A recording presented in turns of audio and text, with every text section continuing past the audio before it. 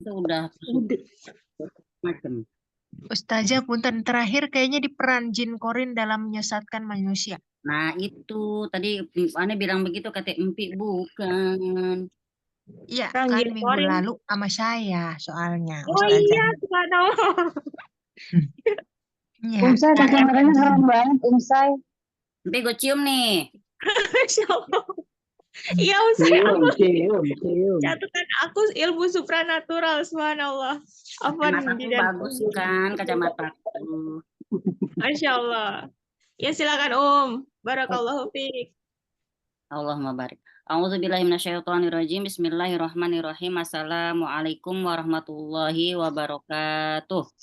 Waalaikumsalam Waalaikumsalam warahmatullahi warahmatullahi wabarakatuh. wabarakatuh. Alhamdulillahirabbil alamin wa bihi nasta'in ala umuri dunya waddin wa ala alihi wa sahbihi ajmain. Rabbi shrah li sadri wa yassir li amri wa hlul 'uqdatam min lisani yafqahu qawli walau wa qala Allah ta'ala fil Qur'anil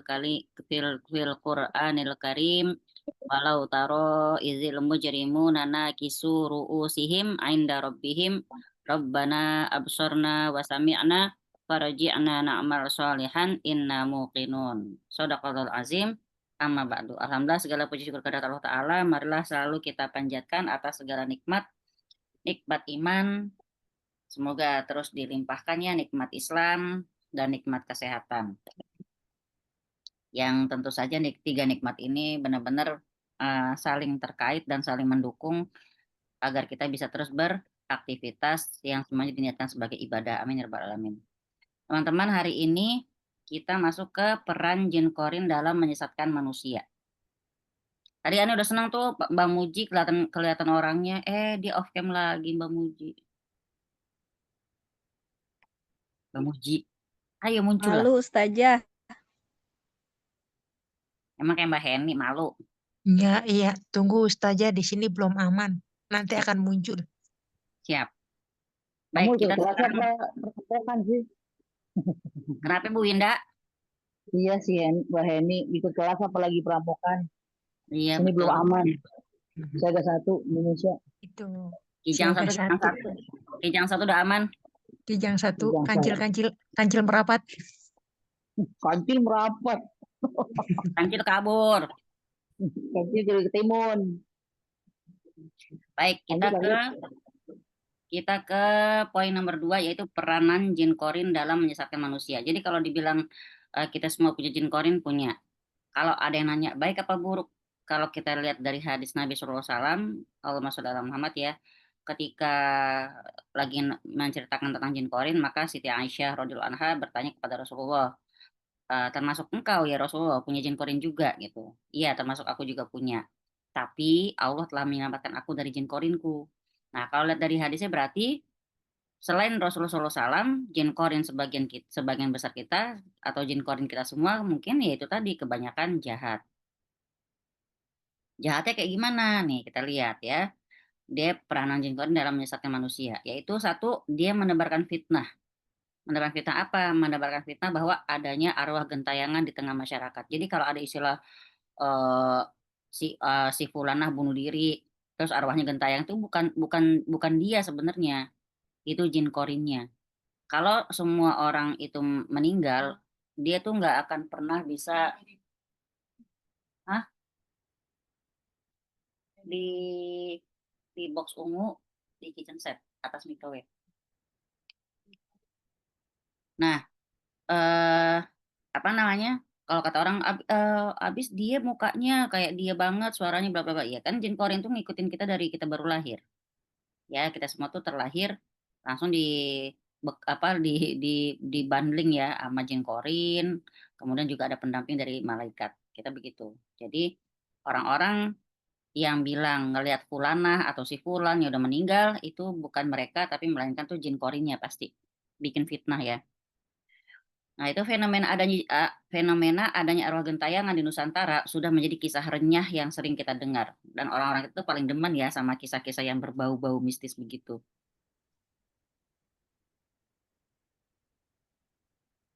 Mbak Suci, Mbak Suci lucu banget. Astagfirullah.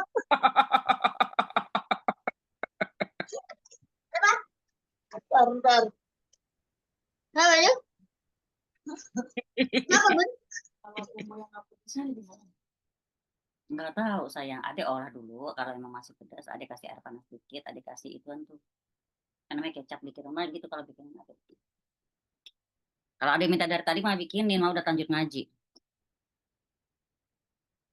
Teman-teman yang mendengarkan, walaupun off cam, usahain tetap pakai kerudung ya. Baik ya. Jadi di sini adanya para wali setan yang menunjukkan kebolehannya di hadapan banyak orang dengan memasukkan arwah leluhur ke dalam jasad mediatornya. Sudah menjadi tontonan khas di Indonesia. Yang seperti apa itu, Win? Kasus siapa itu yang meninggal udah lama, nggak tahu yang bunuh teman-temannya sendiri gitu kan. Terus katanya arwahnya Oh, Nina apa siapa gitu kan. gentayangan. Ya Ya, lupa. Nggak banyak kayak ya. Adalah kayak gitu kan. Lalu dia merasuk ke tubuh temannya. Katanya Nina tuh di sini. Katanya dia minta ini. Katanya ngebunuh si ini gitu. Kadang-kadang ya benar informasinya, tapi itu bukan Ninanya gitu ya. Jadi masyarakat itu gampang ketipu. Apalagi yang memediasi bang, yang menjadi pelakunya misalnya dia nyipin orang buat mediator arwah itu biar muncul apa lewat orang tersebut. Dia yang pakai mantra-mantra itu enggak itu bukan. Pokoknya semua manusia kalau udah mati itu mereka sibuk di alam barzah. Nggak ada yang bisa lagi bergentayangan di muka bumi. Nah di sini contohnya apa tuh yang kayak gitu-gitu? Permainan jelangkung, ya kan? Permainan jelangkung itu juga sudah mendarah daging ya di masyarakat kita. Kemudian berbagai ritual-ritual pemanggilan arwah yang lainnya. Nah, pertanyaannya benar nggak sih roh orang mati itu benar-benar kembali hidup dan gentayangan? Nah, kalau ada nanya kayak gitu ya, benar nggak orang-orang mati itu bisa diundang dengan doa-doa tertentu dan dimasukkan ke dalam tubuh manusia? Lalu bagaimana pandangan Allah dan Rasulnya yang diutarakan oleh para ahli ilmu? Ini pertanyaan tadi ya. Pertanyaan bahwa benar nggak sih orang-orang mati itu bisa hidup kembali dan gentayangan rohnya? Yang kedua, benar nggak sih roh orang mati itu bisa diundang ya dengan doa-doa atau mantra-mantra tertentu dan lalu dia bisa masuk ke dalam tubuh manusia? Itu benar apa enggak? Nah, gimana pandangannya Allah dan Rasulnya? Sekarang kita lihat ya. Pengakuan hadirnya arwah ke dalam tubuh manusia atau dulu tubuh ada atau biasa kita sebut mediator ya ataupun arwah yang menampakkan diri dengan sengaja di suatu tempat itu jelas bertentangan dengan apa yang Allah firmankan dalam Quran. Karena apa? Orang mati nggak bisa kembali lagi ke dunia sampai hari kebangkitan. Jadi kalau udah mati, mati dia udah nggak ada urusan lagi di dunia. Ya, seluruh makhluk di hari kiamat itu apa namanya yang udah mati itu dia tetap di dalam tanah sampai nanti tiba hari kebangkitan. Coba kita lihat surat As-Sajdah ayat 12. Surat As-Sajdah ayat 12. Surat As-Sajdah ayat 12, siapa yang bisa baca terjemahnya? Ada yang udah dapat? Surat As-Sajdah ayat 12.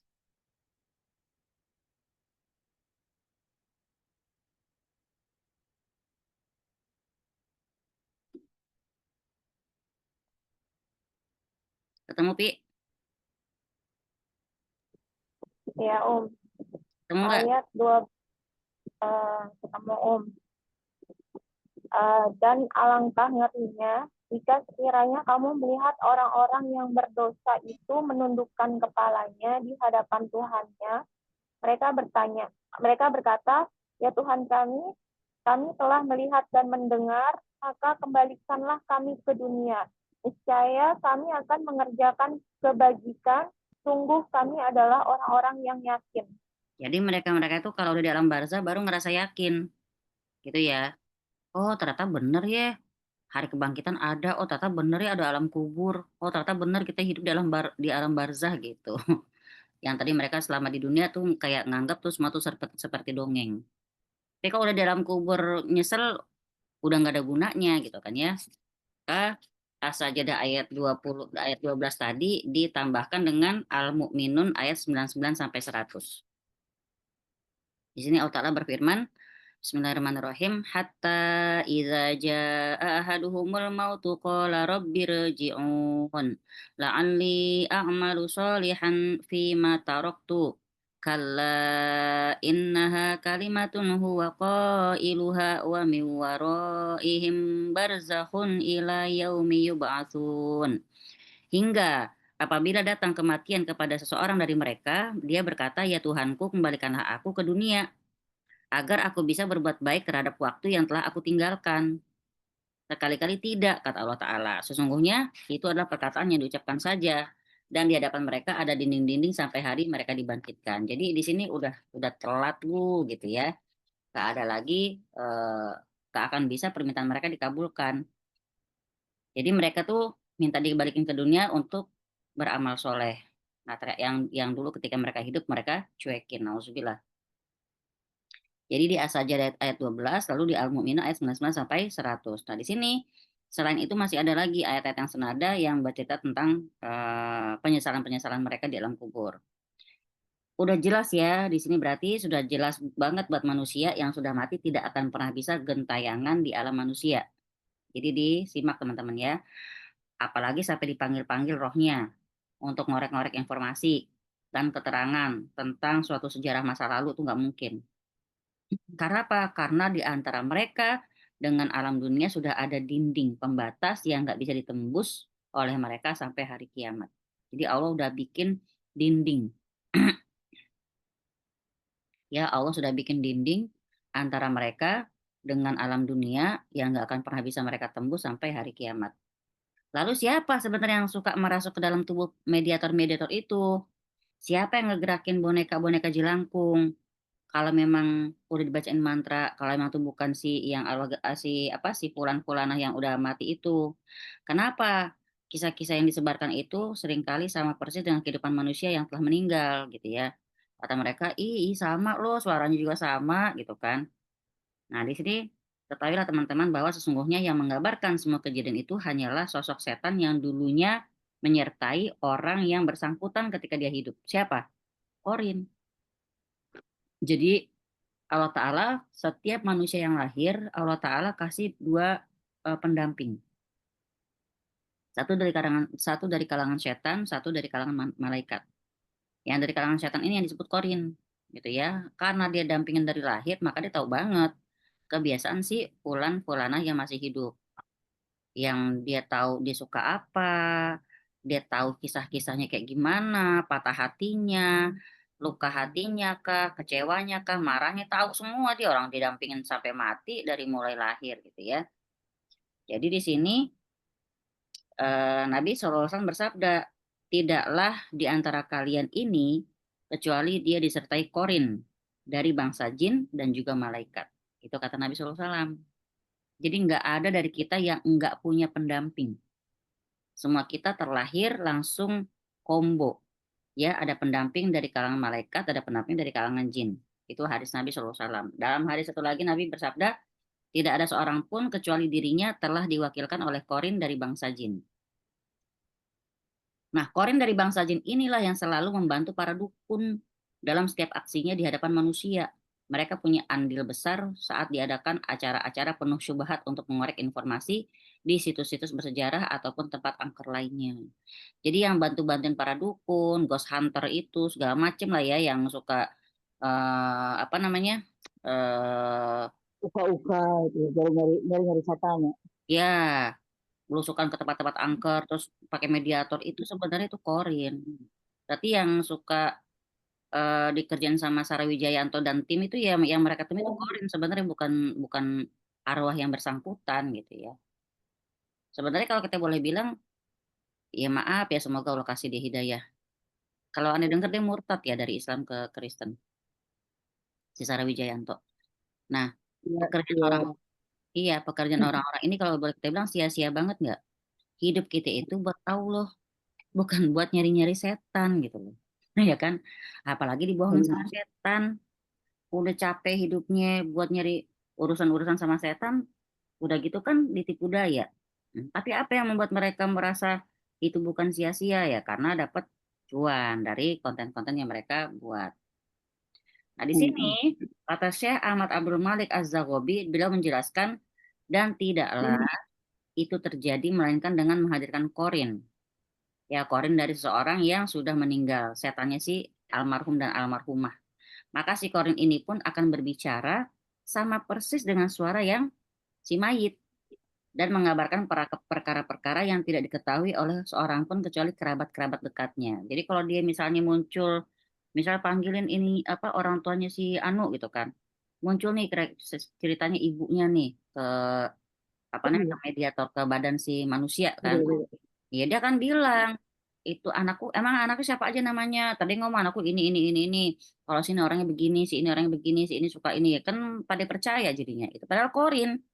Kenapa dia tahu? Ya kan ngedampingin dari sejak lahir.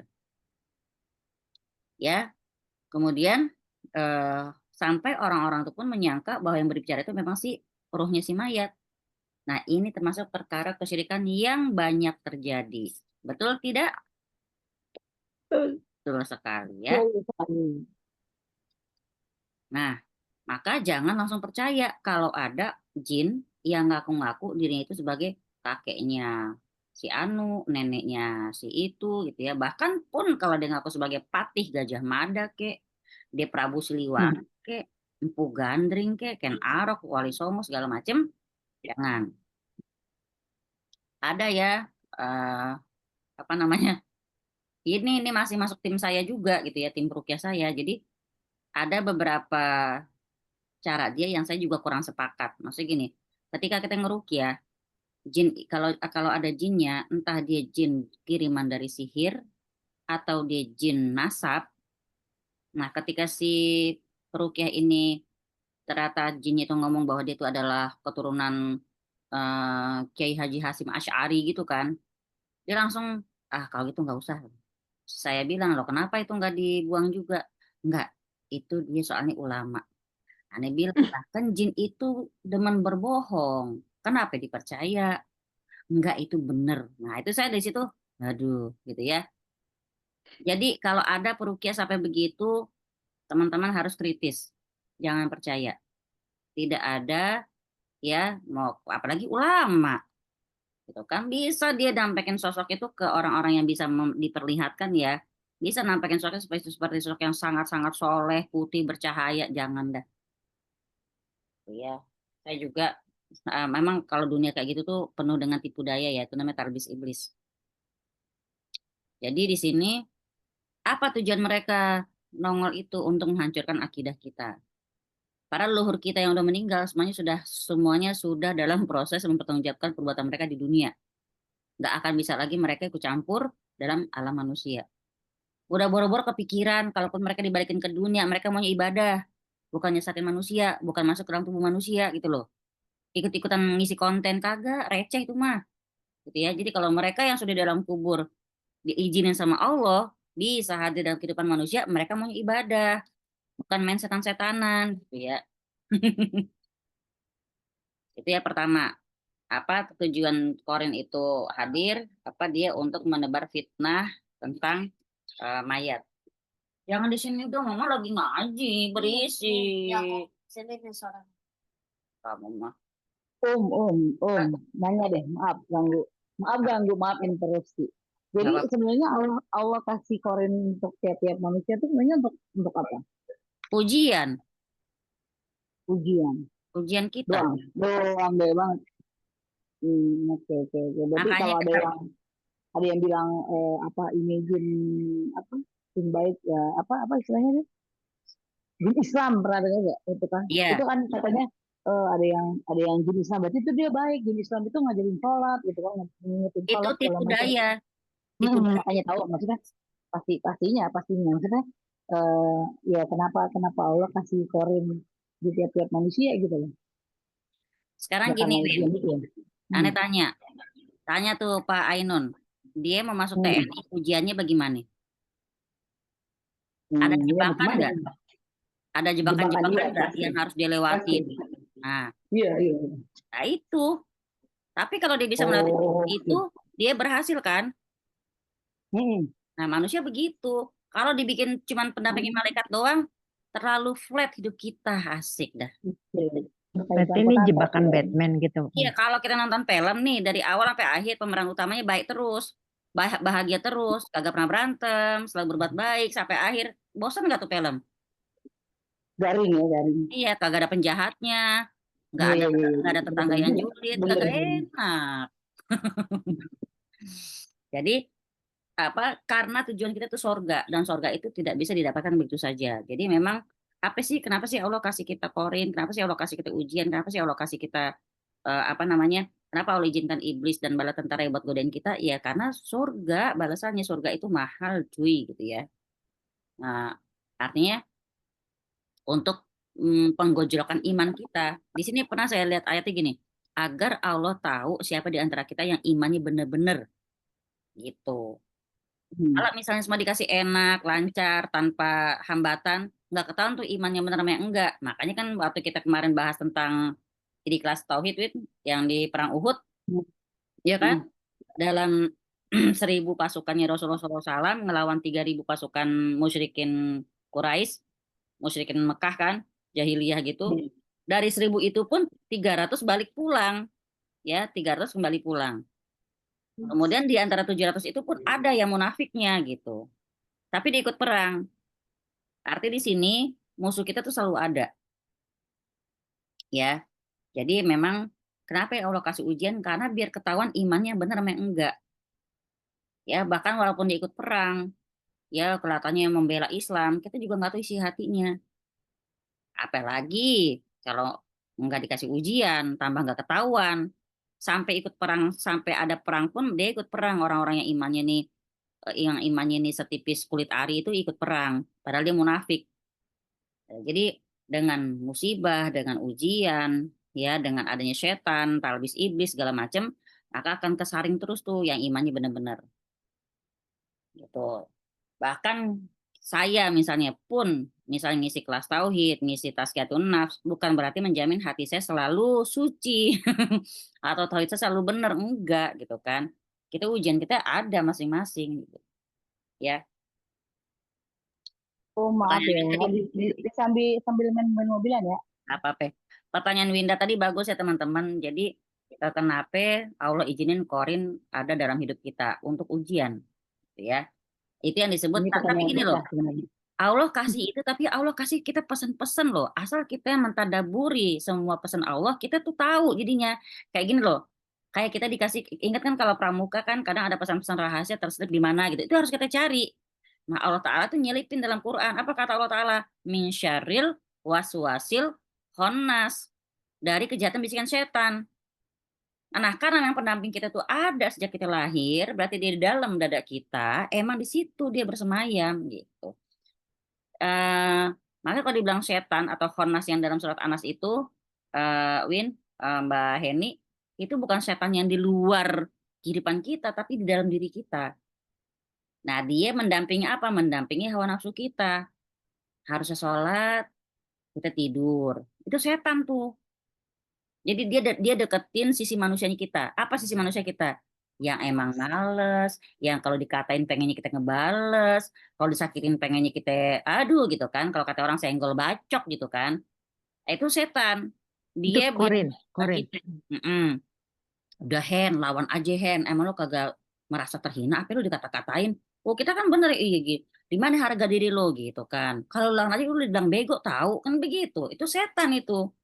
Jadi kalau malaikat udah kagak usah, ada Allah gitu kan. Ntar satu lagi bilang ada Allah.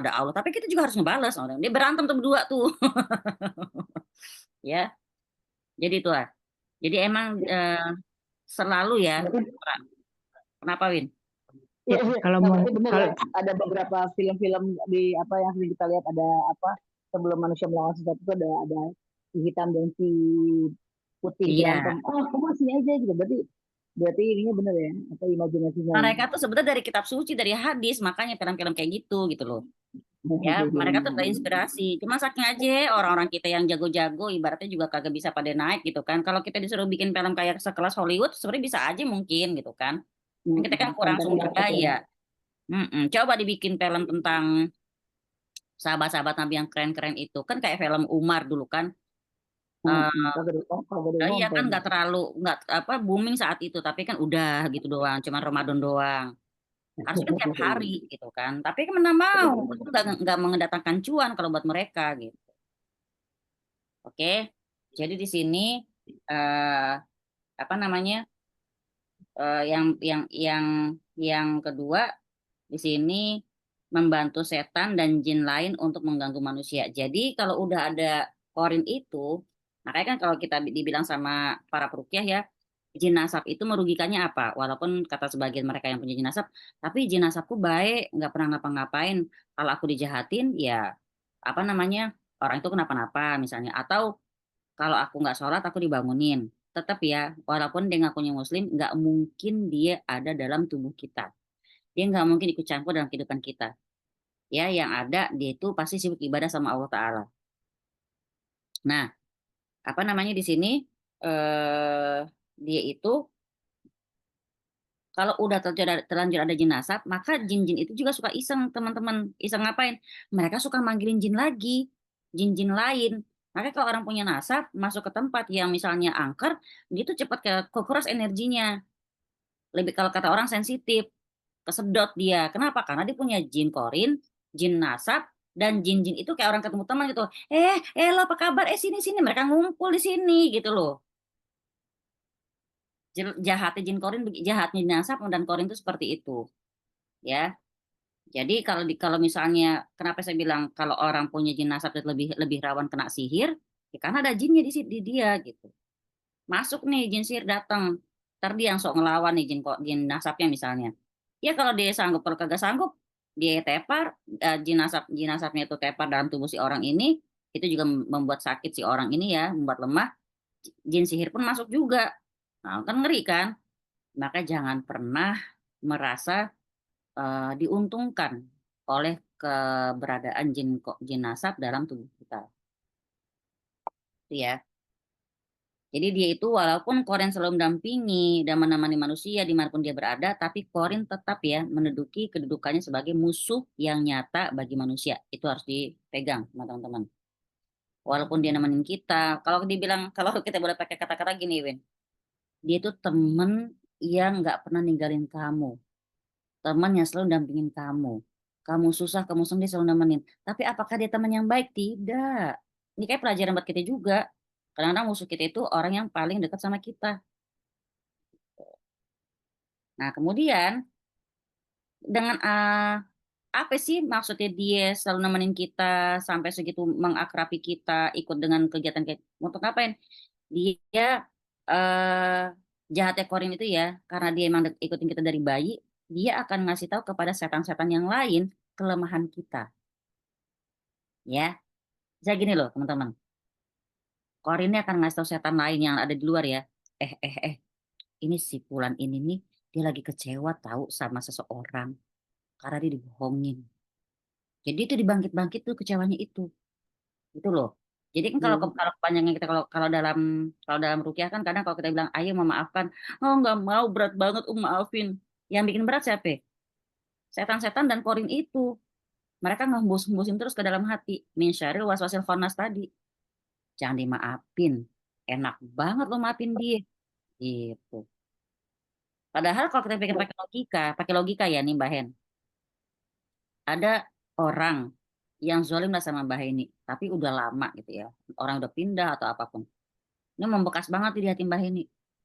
Saya tanya secara logika, Mbak Heni simpen nama itu di hati Mbak Heni penuh dengan kemarahan.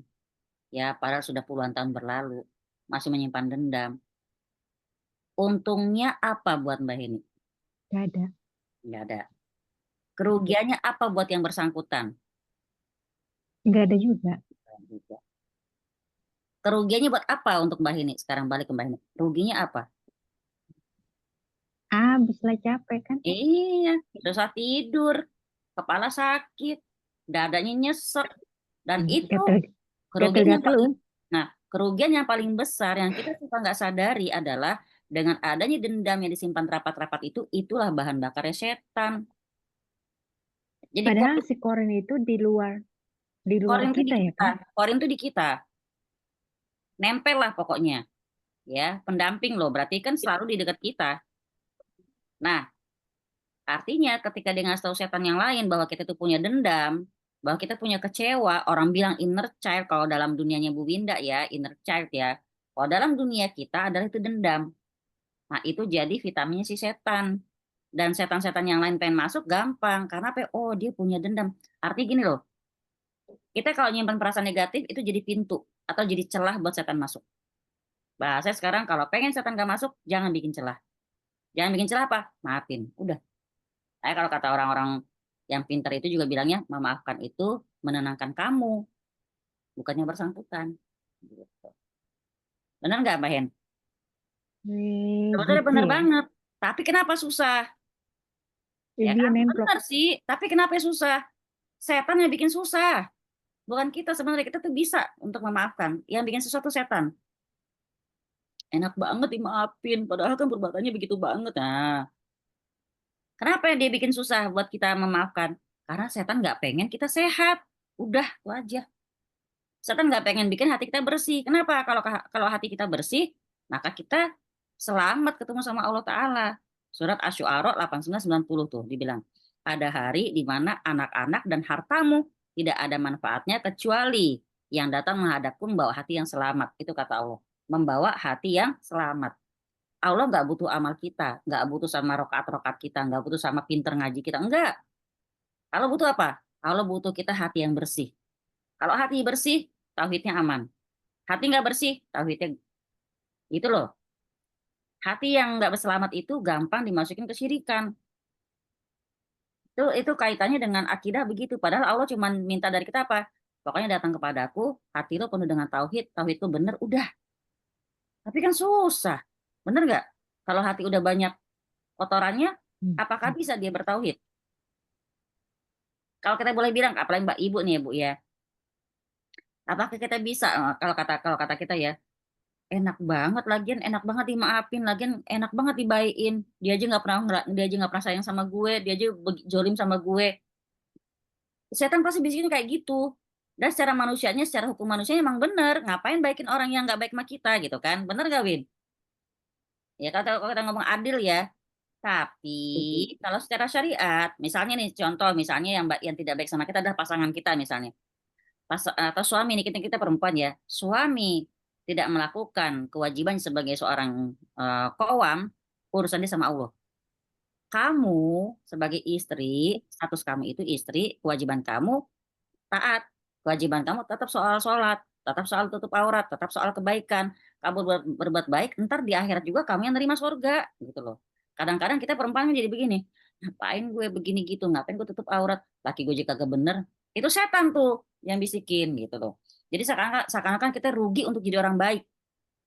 Rugi lo, ngapain lo sholat rajin-rajin, ngapain lo tahajud, laki lo aja begitu, gitu. Emang laki lo bener, kan laki lo kagak bener, percuma kali. Nah, tuh.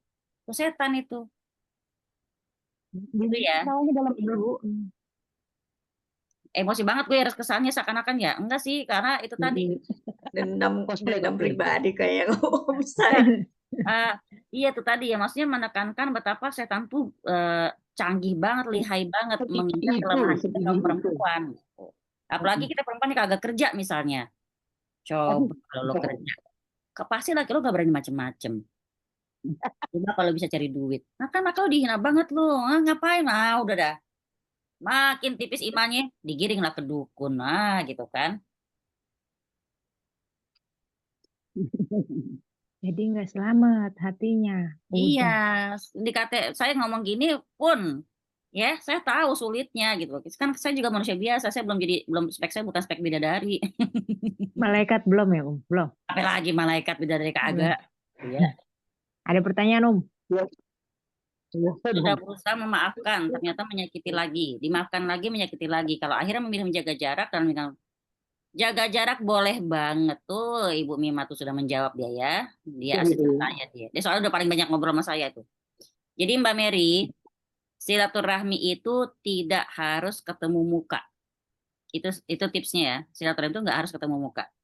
Kalau memang dengan ketemu dia akan mengulangi lagi, ya diminimalisir ketemuannya. Kalau bisa nggak usah ketemu. Yang penting hati kita nggak ada tekad untuk memutus silaturahim. Paling nggak basa-basi di WA keluarga misalnya. Mer, gimana kabarnya? Alhamdulillah baik. Udah jawabnya begitu. Ya, tetap dijawab. Dia peres, kita peresin lagi. Tapi peres kita niatnya karena Allah, karena silaturahim. Gitu. Ya. Oke Mbak Mer. Susah. Karena surga itu mahal. Iya, benar. Kalau cuma hadiahnya kipas angin sama blender mah. Nah, Beli gitu. satu gratis satu dikira. Iya. Satu. Kayak mau kena kita Mbak Emi, bisa gratis satu. Hadiahnya surga. Kalau hadiahnya kipas angin yang puler pakai es batu aja masih mahal, Cin. Curhat. Saya Iya. punten, saya menghindar dulu ya menangkap yang tiba-tiba kebangun. Bye-bye. Iya, udah Mantap ini lagi. matikan lampu lagi. Selamat Oke. melanjutkan. Ya. Semangat. Jadi gini ya. Sekali lagi saya bilangin teman-teman. Jadi Korin itu selalu dampingin kita, ngikutin kita, nemenin kita di mana kita berada. Buat apa? Buat mencari titik lemahnya kita kemudian akan diinfokan kepada setan-setan yang lain. Dan apa namanya? Agar mereka saling bantu membantu tuh. Untuk ngapain? Menguasai jiwa dan raga kita. Gila kan? Nguasin jiwa dengan apa? Itu tadi dibisikin terus, mensyaril waswasil khannas, bisikin. Pertama paling receh bisikin buat males sholat, buat males ngaji. Lama-lama dibisikin buat tidak sholat, tidak ngaji. Lalu dibisikin apa lagi? Eh, Sama-sama jin. Si engkong itu nasab, ya. Balas Bisa juga aja, Korin. kan lo punya kemampuan membalas. Lo Nah, punya bukti, balas saya. iya. Nah, Tiket Bang. terus tahu nggak siapa yang membantu setan-setan itu bisa masuk ke dalam tubuh manusia? Jin Korin itu. Jadi gini loh teman-teman. Ini relate ya. Ini sangat nyambung dengan omongan Sarah Wijayanto dalam salah satu reel videonya. Dia bilang apa? Jadi iblis itu mendekati manusia itu, dia akan cari kelemahan kita. Maksud kelemahan apa? Keburukan kita, sisi buruk kita. Apakah orang ini punya trauma? Apakah dia punya dendam? Apakah dia punya kekecewaan? Dari situ masuknya. Jadi kalau dia ketemu keburukan dalam diri kita, itu yang akan dia jadikan apa namanya media untuk dia bisa masuk. Nah ini kan pas kita baca di sini jin Korin. Jin itu tahu dari mana kita punya dendam? Dari Korin, gitu loh. Berarti aku double jinnya dong. Iya, paket combo dirimu.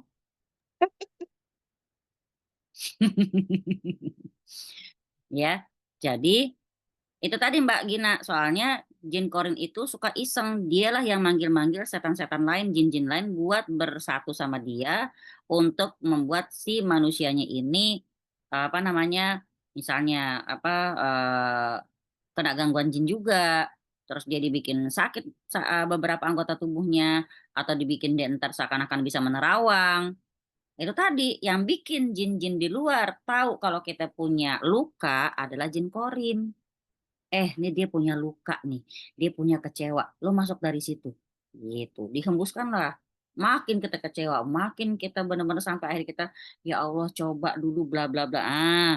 Kita melakukan sesuatu yang kata Rasulullah SAW, jangan ada kata seandainya, karena dengan kata-kata seandainya itu masuklah setan. Gile ya. Jadi kita udah dipesan sama Nabi kita, jangan pernah berkata seandainya, karena itu akan membuka pintu-pintu setan. Itu kata Nabi. Sebelum kita nyampe ke hadis itu, kita dulu awam nih, kagak tahu. Kita selalu bukain tuh. Nah, sekarang udah tahu nih. Menghindarlah dari hal-hal seperti itu. Jadi ketika dia sudah bisikan ke dalam hati kita, insyaallah wasalul khanas, maka terucaplah dari mulut kita seandainya bla bla bla bla. Kebukalah pintu. Jadi arti di sini ada kerjasama dari kita juga tanpa kita sadari. Kepancing kita sama dia gitu. Dibisik-bisikin, dihembus-hembuskan. Jadi kita bikin tambah nyesek, tambah nyesel, tambah gedek banget sama masa lalu. Akhirnya kita ngomong, coba ya dulu. Begitu terucap itu, terbukalah pintu. Masuklah dia makin leluasa ke dalam badan kita. Baik, Berarti seandainya itu hadis ya, bukan ada di Al-Quran. Nabi kan yang ngomong. Iya. Berarti Nah ya hadis berarti ya. hadis. Hadis Nabi. Iya. Terus pertanyaannya?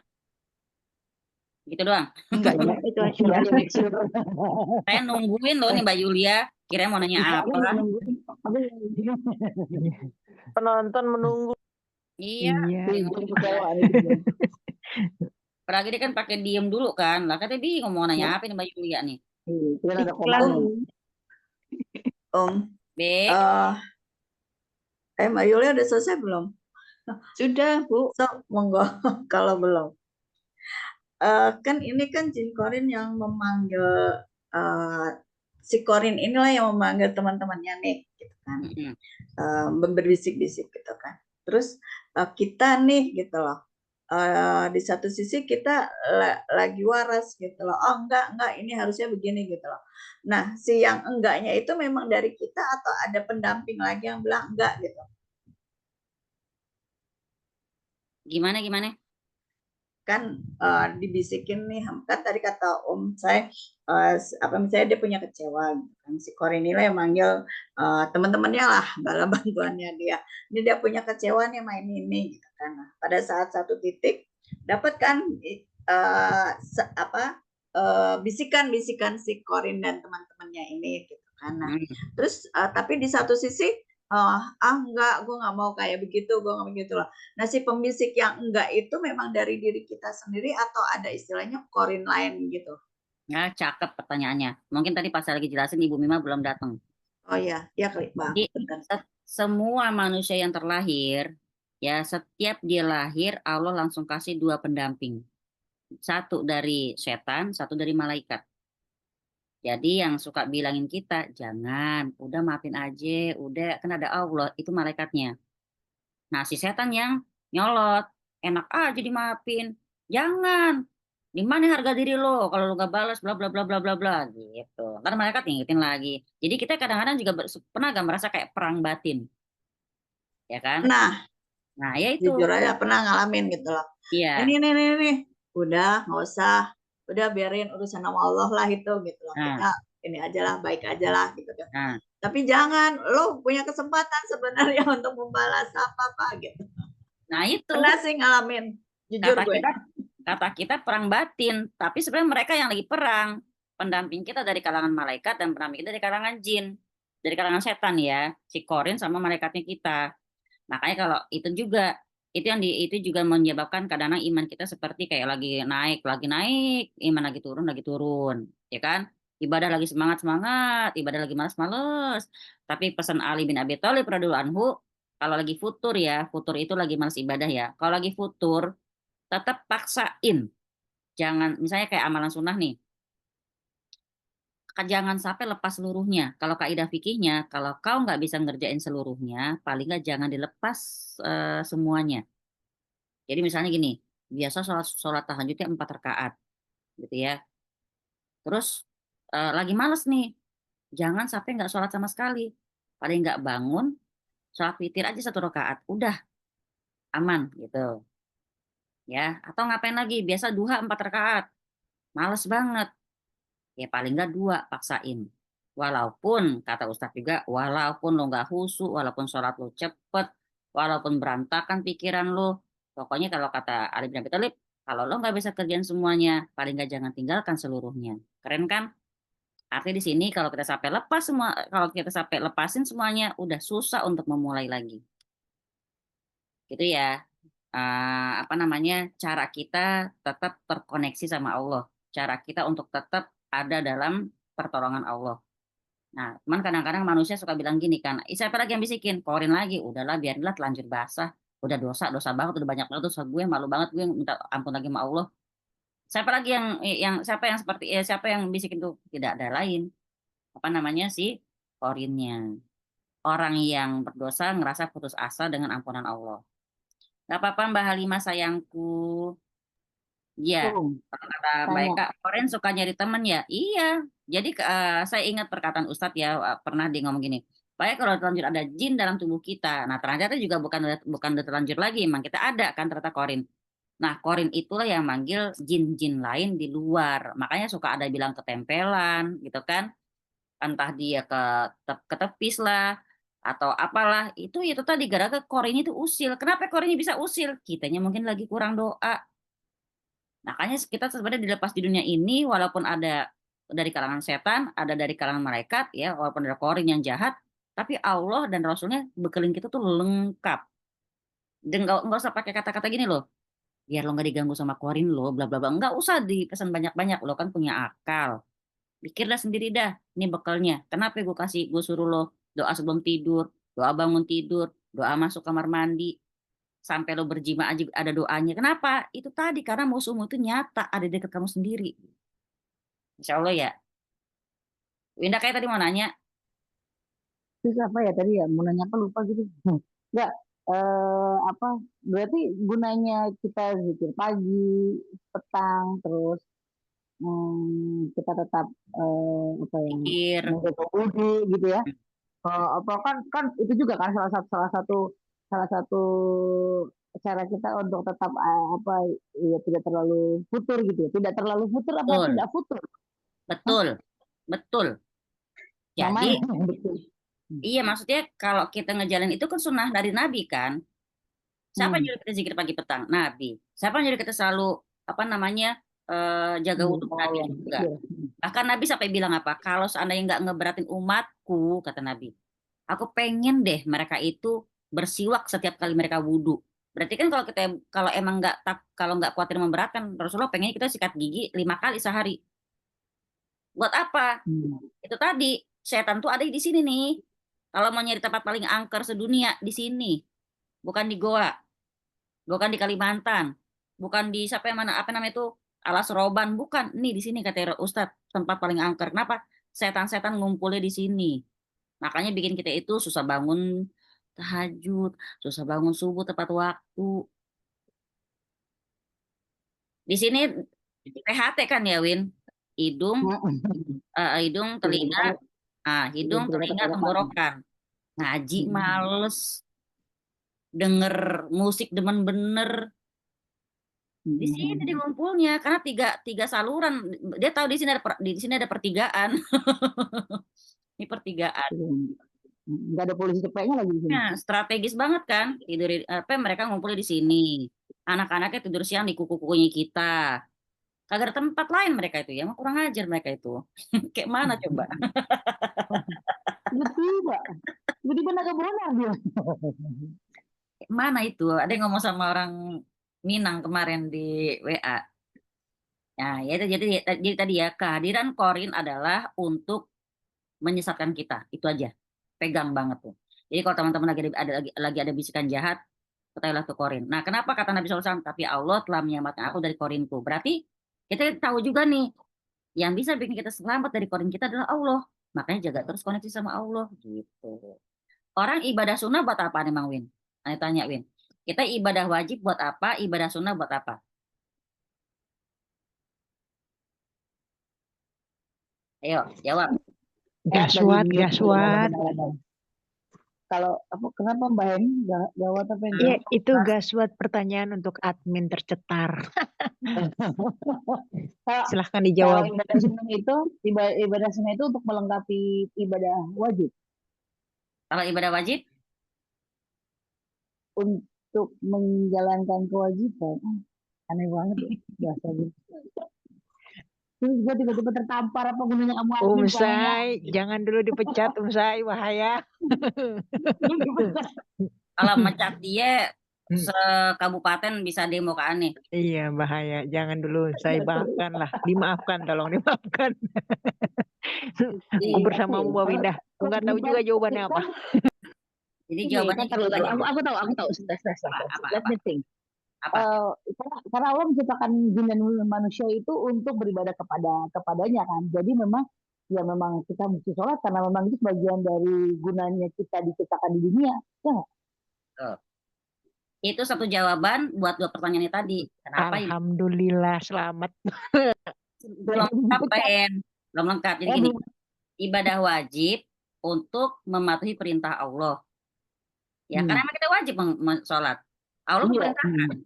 Sholat wajib. Puasa Ramadan wajib. Jadi kalau kita kerjain dalam rangka mematuhi perintah Allah. Kalau ibadah sunnah, dalam rangka PDKT sama Allah. Gitu.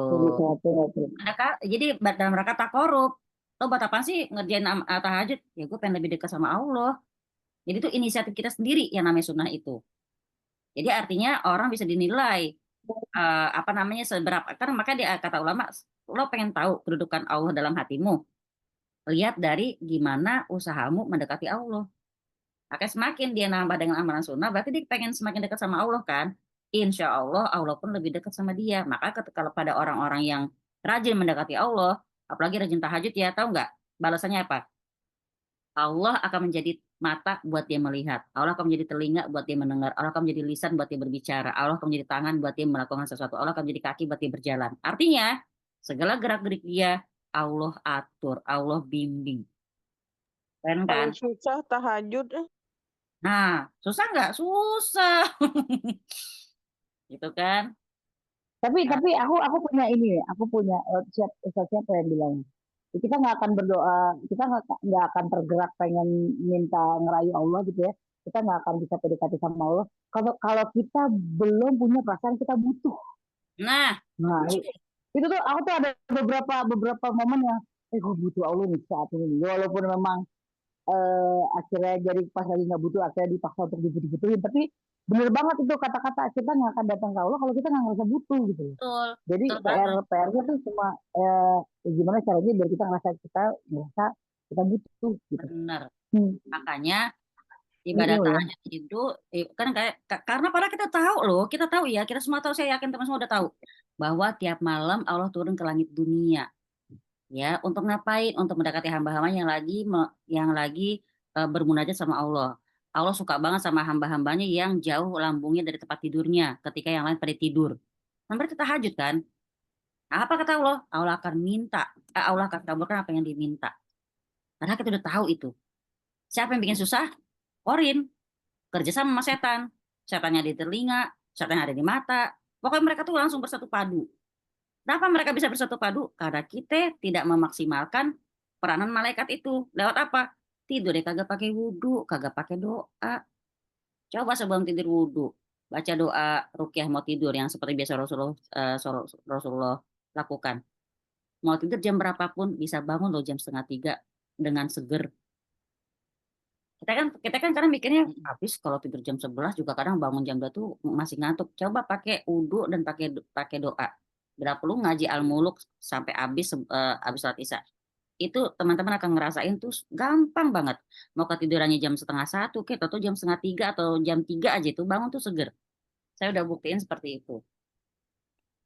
Gitu ya. Jadi emang saya juga setuju ya kalau dibilang tidak ada yang mudah, emang gak mudah. Apakah kita mau bikin grup saling ngingetin tahajud? Jangan juga. Malu ntar yang nggak bangun. Ada pertanyaan di kolom chat, saya buka dulu ya. Eh, benar, sunnah itu untuk merayu Allah Ta'ala, betul kata Mbak Gina. Nah, kata Ibu Mima, aku khawatir terlewat. Pembahasan yang lalu mungkin pernah bahas tentang khodam. Beda dengan korin. Khodam itu kita yang nyari, korin Allah yang ngasih. Dah, itu aja. Itu bedanya. Khodam itu kita yang nyari lewat apa? Lewat amalan. Maka khodam lah dia. Jadi bahasa bahasa cakap itu khodam, padahal sama aja jin jahat. Khodam itu kan pembantu, asisten. Kita bikin asisten pribadi buat diri kita. Tapi ngapain? Tuh ya. Oh, yang Mbak Gina, ini tuh saya ini baru baca tuh ya, memenuhi untuk merayu Allah Ta'ala itu benar banget. Nah, Mbak Muji, kalau ada orang yang mirip kita, misalnya di dalam satu hari ada yang melihat kita ada 2 kali kejadian, itu gimana? Bisa juga korin yang iseng gitu loh Mbak Muji. Ya, pokoknya salah satu sifat setan adalah usil, iseng, itu ada di mereka. Pasti ada maksud dia menampakkan kepada orang yang bisa melihat kita di 2 tempat misalnya. Nanti orang itu tadi misi dia yang pertama adalah membuat fitnah di kalangan manusia. Ya, fitnah itu apa tadi? Sesuatu yang nggak benar. Nggak mungkin Mbak Muji ada 2 gitu kan. Kenapa ada di sini juga? Apakah maksudnya kita nggak tahu yang jelas. Pokoknya itu kerjaan korin kemungkinan besar. Ya, baik. Ya, Bisa tidak disebut manfaat dari memanfaatkan korin itu sendiri? Contohnya, biasanya kalau ada kasus pembunuhan yang sulit dipecahkan, itu kadang ada bantuan dari mereka, Yang bantuan dari si korin ini. yang kayak kasus itu kan. Iya, itu bisa Nah, disebut manfaat enggak, tapi jangan kita akui dia membantu kita. Ya, jangan mengakui dia membantu kita. Karena gini, ingat gak cerita tentang Barsisa? Iya, Ya, ketika Barsisa orang paling soleh itu melakukan kejahatan gitu kan, pada akhirnya dia memperkosa gadis yang dititipkan di dia, lalu mayatnya lalu orangnya dibunuh, mayatnya dikubur, lalu kakak-kakaknya si gadis pulang dari perang, nanya adiknya di mana, kata Barsisa aku nggak tahu. Ya mereka percaya karena Barsisa orang soleh di mata mereka. Lalu mereka ya udah deh, mereka menuju perjalanan pulang sambil berusaha nyari adiknya, katanya kemungkinan kabur kata mereka, kata si Barsisa gitu dah. Di perjalanan pulang mereka istirahat dulu. Ya udah berapa kilo mereka capek, mereka istirahatlah di suatu tempat.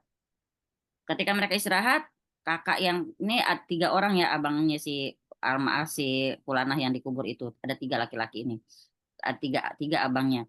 Satu mimpi eh didatangi oleh seseorang yang bilang, adik kamu bukannya kabur, adik kamu tuh dibunuh sama Barsisa. Kalau nggak percaya, lihat aja tuh di belakang pondok dia ada ada tanah yang agak menggembung, itu tempat dia mengubur mayatnya. Nah, ketika dia mimpi itu dia nganggap itu bukan hal yang benar gitu ya, nggak mungkin lah Barsisa begitu. Besok malamnya lagi yang mimpi kakak yang satu lagi, dia juga mimpi yang seperti seperti itu, juga mimpi yang sama. Dia juga diem.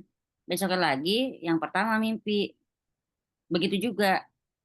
Nah, akhirnya dia iseng ngomong, dia bilang, kok aku mimpi begini ya, bla bla bla bla bla. Lalu kata yang kedua, aku juga mimpi kayak gitu sama. Ya aku juga katanya.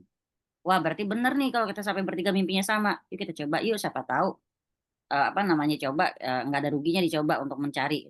Baliklah mereka ke tempat Barsisa tadi. Maksa mereka untuk mencari adiknya, kata Barsisa. Aku nggak tahu gitu kan. Nggak, pokoknya kita mau ngegeledah.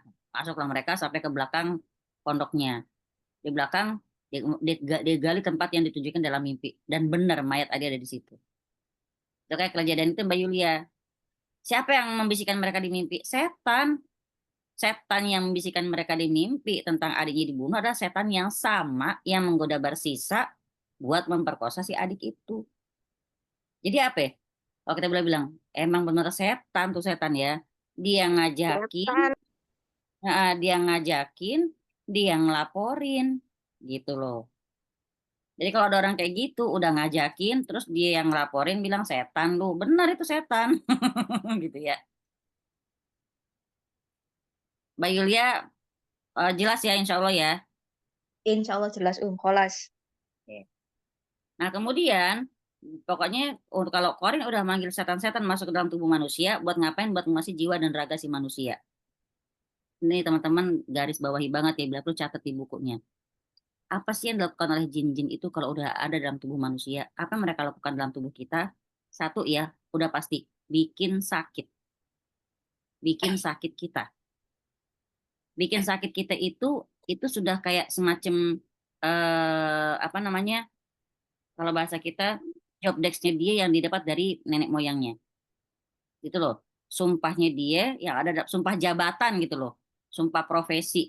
Dia harus memberikan penyakit ke dalam tubuh manusia itu. Tahu nggak kata mereka? Ketika dia kasih kita sakit, dia dengan sambil ngomong gini, inilah sebagai tanda permusuhan abadi antara kamu dengan bangsaku. Itu tadi ya, lewat kelemahan kita. Misalnya kenapa kadang-kadang orang yang punya ganjalan sama suaminya, dia sakitnya di kaki. Karena di alam bawah sadar dia berpikir harusnya gue sama dia ini, harusnya dia kan pasangan gue, harus dia kan sayang sama gue, harusnya kan gitu lah. Kita pasti mempertanyakan seharusnya dia kan begini begitu. Jadi kita kayak merasa sendirian. Nah, sedangkan kaki itu ada berapa? Ada 2 kan. Ketika kita merasa kok kayak gue jalan sendiri ya. Nah, disitulah kaki kita mulai bermasalah. Kenapa? Jin itu melihat kelemahan kita di kaki. Mungkin kalau di hati orang ini ikhlas nih. Coba gue cari nih dalam tubuhnya mana yang lemahnya gitu. Tapi masuknya lah ke kaki lah, masuknya ntar mungkin ke apa namanya lambung lah, gitu ya. Jadi itu. Kalau lambung apa Om? Kalau lambung udah jelas itu tempat favoritnya mereka. Sebab dari lambung bisa kemana-mana. Lambung itu jelas-jelas pikiran. Pikiran dengan sesuatu yang belum tercapai. Gitu ya. Kita punya pikiran, punya harapan, nah itu belum tercapai. Jadi kita kenanya di lambung, biasa begitu. Aneh bukan nyindir Mbak Gina, ini juga pengalaman saya. Asik. Biasa. Kita kalau ada pikiran, aduh begini, aduh perlu begini, perlu begitu. Lama-lama lambung juga kena gitu. Tapi kalau dulu waktu saya baru-baru di rukyah tuh, tentang ilmu rukyah, cuman satu kata sih, lambung itu kurang perhatian gitu katanya kan. Ya kebanyakan benar, tapi ternyata bukan cuma itu. Pokoknya kita banyak pikiran dan kita mungkin apa namanya sama sih kayak tadi yang sakit kaki ya, berasa sendiri merasakan hal itu. Nah kemudian kalau ada yang nanya lagi, berarti seberapa bahayanya sih pengaruh jin korin dalam tubuh kita? Ada nggak yang nanya kayak gitu? Nah kata Allah Taala, ini pas banget pertanyaan Bagina tadi. Rasulullah SAW selalu berdoa ya. Biasanya Rasulullah SAW selalu berdoa dengan doa begini. Bismillahi wada'tu jambi Allahumma inni a'udzubika min wajis syayatin. Ya, dengan namamu ya Allah, aku meletakkan lambungku. Ya Allah, aku memohon perlindungan kepadamu dari kejahatan setanku. Nah, ntar aneh kasih dibaca sebelum tidur. Ya, jadi arti gini, kenapa Nabi bilang, tapi Allah telah menyelamatkan aku dari korinku.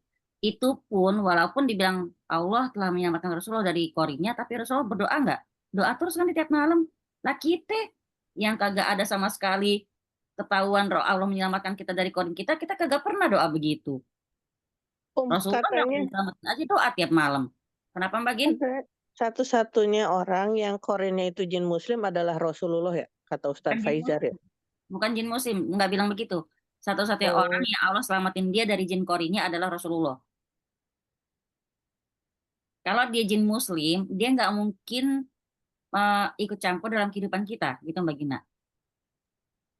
Jadi kalaupun dia baik di kita katanya, dia baik, dia nggak pernah ngapa-ngapain, tetap dia tuh emang nggak boleh ada di situ. Gitu. Jadi kalau tetap ada di situ, bisa jadi dia nasab, bisa jadi dia korin. Kenapa Win? Sebutan jin Islam tuh sebenarnya ini nggak sih, sahih nggak sih? Aku Enggak. kok agak kurang. Ya sebutan jin Islam tuh sebenarnya memang ada perkaranya kah atau ada dalilnya? Karena menurut aku itu nggak relevan aja gitu loh. Ya jin Islam gitu. Pertanyaan bagus. Pertama itu termasuk talbis iblis, ya tipu daya iblis. Jadi suka ada yang bilang, aku ada jin tapi dia jin muslim, soalnya dia juga bisa ngaji. Atau kalau aku nggak bangun tahajud dibangunin, itu talbis ya, tipu daya iblis, ya. Terus kalau dibilang ada nggak istilah jin muslim? Tunggu dulu pertanyaannya, saya tanya lagi. Dalam kacamata siapa? Kalau dalam kacamata syariat ada. Kalau dalam kacamata kita, kalau kita kan bilangnya jin muslim seakan-akan yang jaga kita jin muslim gitu kan. Nah, kalau pakai kacamata kita salah. Kalau dia muslim dia nggak mungkin ikut campur dalam kehidupan manusia. Kalau pakai kacamata syariat, jin muslim ada di surat Al-Jin. Ya, di surat Al-Jin itu jelas disebutin. Jin itu ada muslim, ada kafir.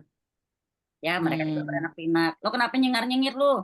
Enggak, iya bener juga kalau di surat, kalau dalilnya kalau dasarnya surat Al-Jin ya bener. Enggak lupa bagian itu. Kalau pakai kacamata kita kagak ada.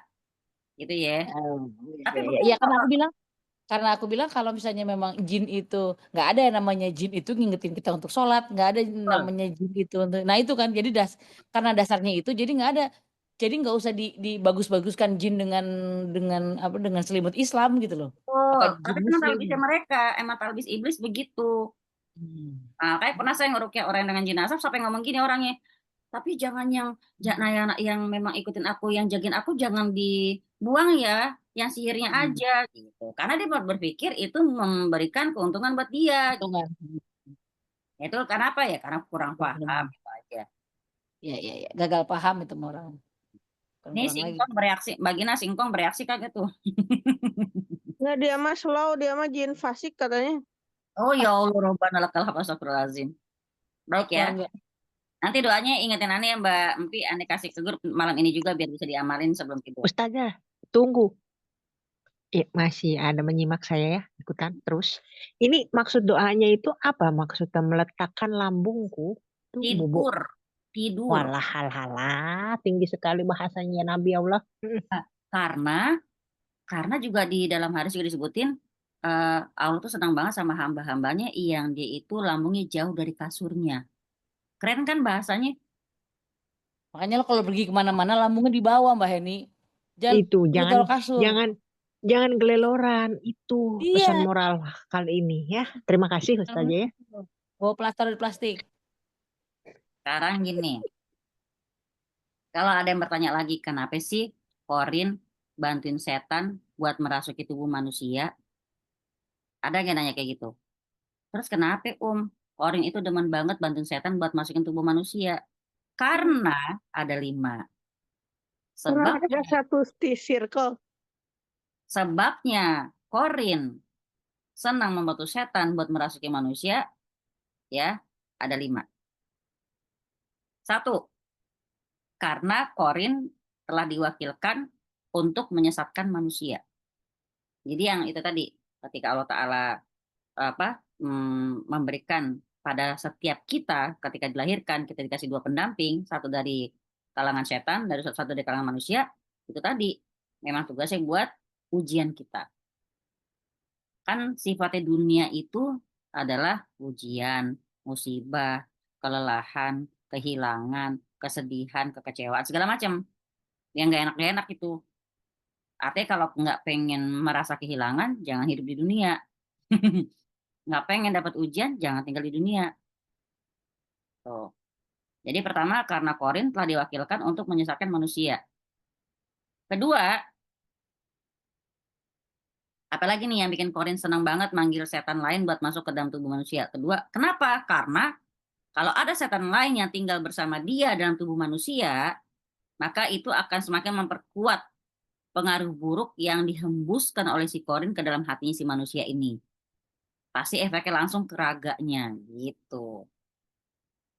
Jadi sebenarnya ketika kita bilang kan ketika kita lagi baru lahir kan masih bersih tuh, sampai kita belum haid kita masih bersih, masih aman nih, kita belum kecatat dosa. Atau ketika kita mulai haid, mulailah kecatat dosa kan. Mungkin kita dalam didikan yang penuh agama, jadi insya Allah ada remnya, bla bla bla bla. Itu Korin masih belum bisa tuh manggil yang lain gitu. Kenapa? Karena dia masih kuat nih bentengnya. Mulailah nanti misalnya tuh orang tuh merantau, mulai pelan-pelan dia melanggar syariat Allah. Korin makin kuat, manggillah dia setan. Ketika dia manggil setan, makin lagi pengaruhnya gitu. Ya, jadi kalau kenapa Korin manggil setan? Karena biar dia punya teman, biar dia punya teman sekutu buat semakin memperkuat pengaruhnya, pengaruh buruk ke dalam tubuh manusia yang pertama dihembus-hembuskan lewat hati, efeknya langsung ke raga. Apa tadi? Bikin sakit. Ya. Bikin sakit. Ketiga, apalagi maksudnya Korin bantuin setan buat masuk ke dalam tubuh manusia? Si Korin ini ya dia punya jiwa solidaritas. Kenapa? Karena dia membantu membalaskan dendam iblis untuk mencelakai manusia. Gitu.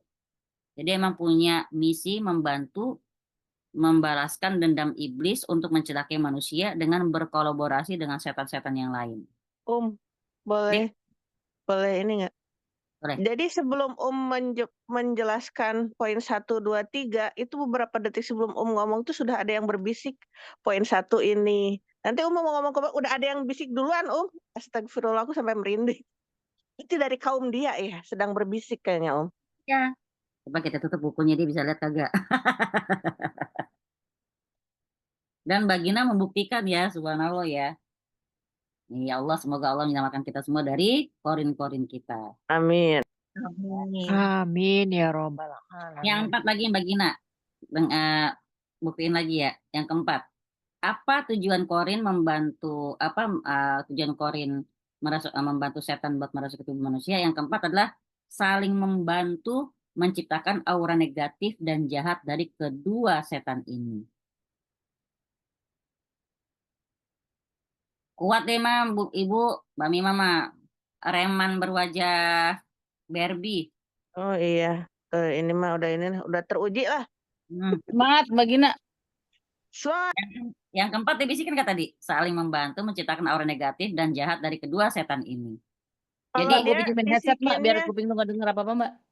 bisikannya beda. Kata dia ini memperkuat atau apa yang memperkuat jalinan iblis ketika dan Dajjal ketika dia datang.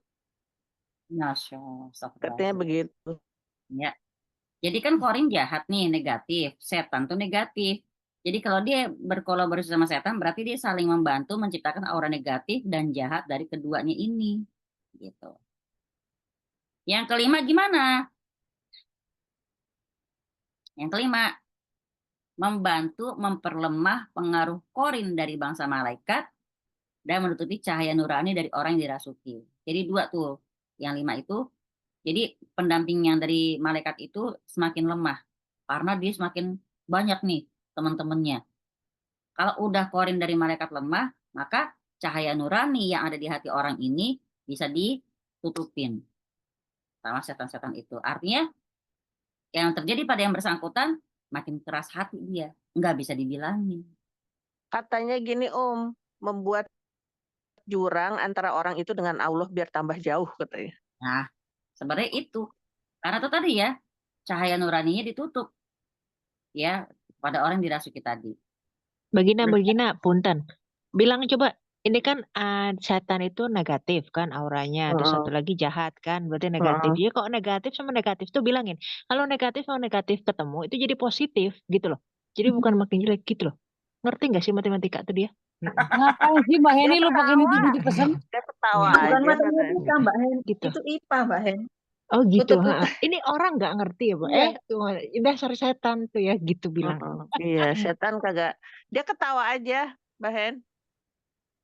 Mbak Gina indigo ya, indigo Jauh-jauh dari aku gitu. Ngapain deket-deket gitu?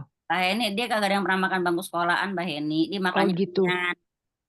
Pantesan dia nggak ngerti lagian positif yang negatif. makan bangku cuma rayap. Itu. Nih, Mbak Eka ngalamin apa lagi nih Mbak Eka nih? Nggak bisa konsen lagi dengan saya anak nanya mulu, minta ambilin mainan, minta gendong dan lain. Padahal sebelum Zoom nggak begitu. Ya itu tadi korin, ta'awuz Mbak Eka, ta'awuz. Ta'awuz juga satu rajim gitu. Ya bismillahirrahmanirrahim la yadurru ma'asmi syai'un fil ardi wala fis sama wa huwa samiul alim. Dengan menyebut nama Allah yang kalau kita udah nyebut namanya nggak akan ada yang bisa mencelakakan kita dari di bumi maupun di langit. Dan Allah Maha mendengar lagi Maha mengetahui. Itu doa yang itu tadi kalau pas perang misalnya perang batin itu kita harus ngapain? Ya itu tadi banyak zikir aja. Banyak zikir aja, ta'awuz boleh. Terus kemudian doa tadi boleh, bismillahirrahmanirrahim boleh. Terus ini lagi Al-Isra ayat 81. Waqul ja'al haqq wa zahaqal batil innal batila kana zahuqa gitu kan. Atau doa yang Allahumma arinal haqqo haqqo, udah pernah saya share deh. Allahumma arinal haqqo haqqo, insyaallah udah ya. Nah, sekarang ini tadi baru yang kedua ya, poinnya apa namanya? Poin-poin peranan korin dalam menyesatkan kita. Pertama, dia menebar fitnah, adanya aura gentayangan di tengah masyarakat.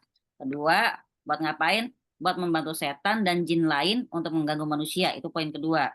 Poin ketiga, itu yang tadi saya ada penjelasannya yang tadi kedua tadi yang sampai 5 hal tadi. Nah, yang ketiga, menciptakan was-was di dalam hati manusia. Nih, ini dia nih peranan si korin ya, menciptakan was-was di dalam hati manusia.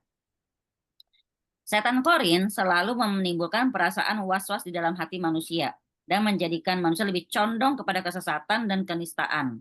Dan inilah yang dipahami dari sabda Nabi SAW, maka tidaklah dia, si korin itu menyuruhku kecuali pada kebaikan. Korin jin yang mendampingi Nabi adalah muslim. Sedangkan korin-korin yang mendampingi manusia semuanya kafir. Ini teman-teman perhatikan ya. Perhatikan. Korin jin, jin korin yang mendampingi Rasulullah adalah muslim. Sedangkan korin-korin yang mendampingi manusia semuanya adalah kafir. Semuanya. Ada.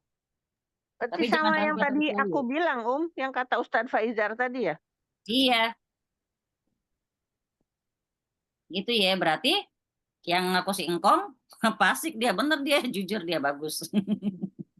Tapi ini kayaknya dengan membahas ini membangkitkan Korin aku, karena ini bukan engkong yang dari tadi ikut nonton ini gitu. Ini agak mudaan. Wal- Aduh, Mbak Gina, Mbak Gina. Jangan lupa ta'awuz. Iya. Tapi kalau aku nih serikaan gue selesai nih dengerin ini. Jadi gini ya. Jadi iya sayang. Jadi semua jin-jin Korin yang ngikutin manusia adalah kafir. Sehingga Korin terkadang mengganggu dan menimbulkan waswas di hati suami istri. Pertama tuh ya. Di hati suami istri. Bahkan hal itu pun pernah dialami oleh istri tercinta Nabi yaitu Siti Aisyah radhiyallahu anha. Ketika dia merasa cemburu kepada Nabi. Berarti kalau cemburu itu bukan cuma kita doang. Siti Aisyah pun cemburu gitu ya. Wahai para suami dengarkan ya. Sayang punya saya belum pulang, punya saya. Aku tidur di situ. Iya. Jadi ketika Siti Aisyah cemburu sama Nabi, ya sampai Nabi pun berkata apa kata jadi kalau Nabi ketika istri diam dulu dong sayang lagi ini gampang mau tidur di mana ya. Jadi ketika Siti Aisyah cemburu Nabi nanya gini kepada istri Aisyah, apakah engkau sudah dikuasai oleh setanmu? Nah lo Setanmu. kalau Jangan dengar laki gua ntar kayak gitu mah diikutin. makanya setan pulang kan. Iya. Ibnu Abbas radhiyallahu anhu berkata, sesungguhnya setan dari bangsa jin menimbulkan waswas di dalam jiwa. Sedangkan setan dari kalangan manusia menimbulkan waswas dengan mengatakan sesuatu perkataan yang dapat didengar oleh telinga. Dan keduanya saling mendukung untuk menyesatkan manusia. Makanya di surat An-Nas dibilang minal jinnati wanas. Makanya kalau ada orang bawa berita, bawa omongan, misalnya gini, Empi datang ke Ane nih, nyampein omongannya Mbah Heni tentang Ane. Tadi kemarin aku ketemu Mbah Heni ngomong begini, begini, begini. Tahu nggak? Kalau menurut Nabi, kalau orang yang nyampein omongan itu harus disebut apa? Nabi ngomong gini ke orang itu, setan nggak punya kurir lagi ya selain lu ya, gitu. Itu kurir setan tuh kalau begitu. Jadi Win, kalau ada yang nyampein ke lu nih Win, gue denger dia ngomong gini, emang setan nggak punya kurir lagi selain lu ya, gitu. Karena ternyata itu tadi, dia adalah setan dari kalangan manusia, bekerja sama dengan setan dari kalangan jin. Buat ngapain? Buat bikin hati kita was-was. Iya dong, lagi tenang-tenangnya dikasih tau kayak gitu, wah kurang aja tuh orang di depan gue manis banget, ternyata dia ngomong bla bla bla bla bla bla bla, kan gitu kan? Ya, berarti siapa ya? Setan itu, ya. Berarti kalau ada yang bikin laporan ke KPAI, gue bilang gitu aja, setan nggak punya kurir lagi selain lu. Nggak selesai urusannya. Gue pikir Mbak Winda tuh lagi baca kitab dia lihat ke bawah. Ngelipetin jemuran dia. Lagi nyetrika. Lagi nyetrika Mbak Gina. Kitab khusus perempuan. Masa iya gue taruh di kuping? Ya. Jadi tadi ya, setan dari bangsa jin bikin was-was dalam jiwa, setan dari kalangan manusia bikin was-was lewat ini, lewat telinga. Ketika masuk ke telinga, nyes langsung masuk ke hati. Di dada nih, setan yang di dada nangkep plek, masukin ke hati gitu loh. Jadi kayak setan dari kalangan manusia masukin bola, setan dari kalangan jin nangkep dia ke dada. Dada itu teras rumah ya, dada itu terasnya. Udah nyampe ke setannya di dada, dimasukin ke hati gitu. Hati itu gawangnya. Kayak magnet ya mereka tuh ya. Nah, kacau kan? Betapa kompaknya mereka berkolaborasi ya. Al-Mu'tamir bin Sulaiman berkata dari ayahnya, telah disebutkan kepadaku bahwasanya setan was-was itu akan menghembuskan ke dalam hati manusia di saat dia sedih dan senang. Kalau dia ingat Allah, baru dia menjauh. Berarti apa tipsnya dari kita dikasih tips nih? Kalau pengen setannya di dada kita tuh menjauh, ingat Allah. Jauh dia. Oke, itu poin ketiga peranan Korin dalam menciptakan manusia, yaitu menciptakan waswas dalam hati manusia. Sekarang keempat, peranannya dia apa? Keempat adalah membantu tukang sihir dalam menipu manusia. Itu tadi ya, persis kayak tadi itu yang suka bantuin dukun lah gitu kan. Nah, ini Ustadz Faizar ini nyusun ini juga berdasarkan kisah nyata dari para dukun. Jadi kata Ustadz gini, sesuai pengakuan dukun yang telah bertaubat dan kembali ke jalan Allah, mereka biasanya menugaskan beberapa jin. Biasanya mereka menugaskan beberapa jin khodam untuk berjaga-jaga di area perbatasan wilayahnya. Sehingga tatkala ada orang yang hendak pergi mendatangi dukun untuk suatu keperluan, korinnya akan melapor pada khodam tersebut. Khodam suruhan dukun tadi ya, untuk memberikan beberapa informasi penting mengenai si calon pasien. Meliputi nama calon pasiennya, dia tinggal di mana, perlunya apa. Makanya nggak usah heran ketika ke dukun, kamu dari ini kan, kamu lagi punya masalah ini kan, gitu. Ntar tinggal manusia aja yang tertakjub, ih dia tahu loh, padahal gue nggak cerita loh. Segitu aja orang amazing ya. Amazing kan, udah jelas dukun temennya setan. Berarti si Kagak Korin ini. pengkhianat ya. Korin pengkhianat ya. Nah itu dia, jadi dia menemani kita untuk menghancurkan kita, Mbak. Tadi Gak usah ditegesin Mbak Gina, emang iya. tadi kita pas ngomong soal Namanya temen nih, juga setan, Mbak. kita tadi pas ngomong soal teman Win, Mbak Gina belum datang dia. Jadi gini Mbak Gina, makanya kadang-kadang orang paling dekat itulah orang yang paling bisa menyakiti kita. Namanya Nggak juga usah siapa? curcol, nggak usah curcol. Nah, Nah, Siapa tuh yang namanya ngomong gitu? juga siapa? Namanya juga setan gitu ya, Mbak Yuli. Mbak Heni ya. kalau Dasar lagi kayak ini gitu, apa? kalau lagi ngerasa sesak ya, berada di kamar, atau sedang melakukan sesuatu, kalau berasa sesak sampai tersengal-sengal, baca ta'awuz. Ya, a'udzu bikalimatil tamat min syarri ma khalaq 3 kali, lalu bismillahirrahmanirrahim la yadurru. Ingat ya, Bu. Tadi. Oke, kita lanjut. Nah, jadi itu tadi ya. Lalu setelah dia tahu semua informasi tersebut, si khodam suruhannya dukun itu bergegas kembali ke dukun. Dan dia informasikanlah ke dukun ini. Sebentar lagi kan ada orang berbaju ini dan itu. Dengan ciri seperti ini dan itu. Namanya ini, namanya itu, alamatnya di sini. Keperluannya adalah bla bla bla bla bla. Maka ketika orang itu datang sampai ke dukun, ya informasi udah di sini nih sama dukunnya. Dukun licik itu akan kasih tahu ke orang tuh tadi, kamu namanya ini. Kamu tinggal di sini. Kamu mau begini kan? Laki lo selingkuh kan? Lo maunya laki lo gue apain gitu kata dukunnya. Gue emosi banget kalau ngomong laki-laki selingkuh, astagfirullahaladzim. Nah kemudian eh, sebelum si pasien ngomong, dukun udah ngomong duluan. Nah ini kenapa dilakukan supaya apa? Nggak ada lain supaya biar orang tuh tambah percaya sama si dukun. Wih sakti dia gile ya. Jadi tambah sesatlah si orang ini. Terjawab ya teman-teman. Jadi kalau ada teman-teman tuh teman yang cerita, ih dia tahu loh sebelum aku ngomong loh. Teman-teman udah dapat sekarang pelajaran bilang itu kerjaannya si Korin sama Khodami dukun. Lu kagak usah takjub, emang setan kerjanya begitu. Oke? Itu sudah tentang Korin. Sekarang itu kan tadi peranan Korin ya. Satu kan kita kan mengenal jin Korin dan jin Kodam. Satu perbedaan jin Korin dan jin Kodam. Perbedaannya udah tuh. Kemudian peranan Korin dalam menyesatkan manusia. Sekarang yang ketiga, kedustaan adanya Rijalul Goib. Kedustaan adanya Rijalul Goib. Ini mirip mirip nama adik saya. Adik saya namanya ini nih.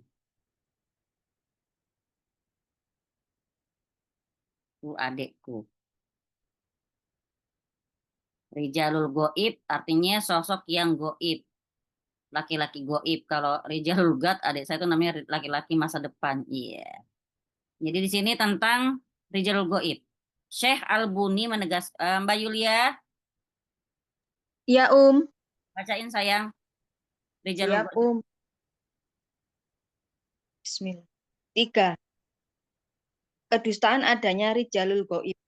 Syekh Al-Buni menegaskan dalam kitab Mambaul Usulil Hikmah halaman 230 bahwasanya Allah Subhanahu wa taala menciptakan ruh-ruh suci dari bangsa malaikat, orang suci dan para aulia untuk berkeliling ke seluruh penjuru bumi guna membantu tercapainya keinginan orang-orang yang mempunyai hajat dan harapan. Ia mengatakan bahwasanya siapa saja yang posisi hajatnya bertepatan dengan arah Rijalul Goib itu berada lalu kemudian ia berdoa kepada Allah, maka hajatnya akan terpenuhi karena diamini oleh ruh-ruh orang suci ini. Untuk mengetahui posisi Rijalul Ghaib telah disimpulkan oleh para penyihir yang mengaku ahli hikmah dengan ketentuan sebagai berikut. Arah posisi kiblat, tanggal 1, 4, 15, dan 13 Hijriah. Arah barat, tanggal 17, 18, dan 19 Hijriah. Arah utara, tanggal 10 dan 11 Hijriah.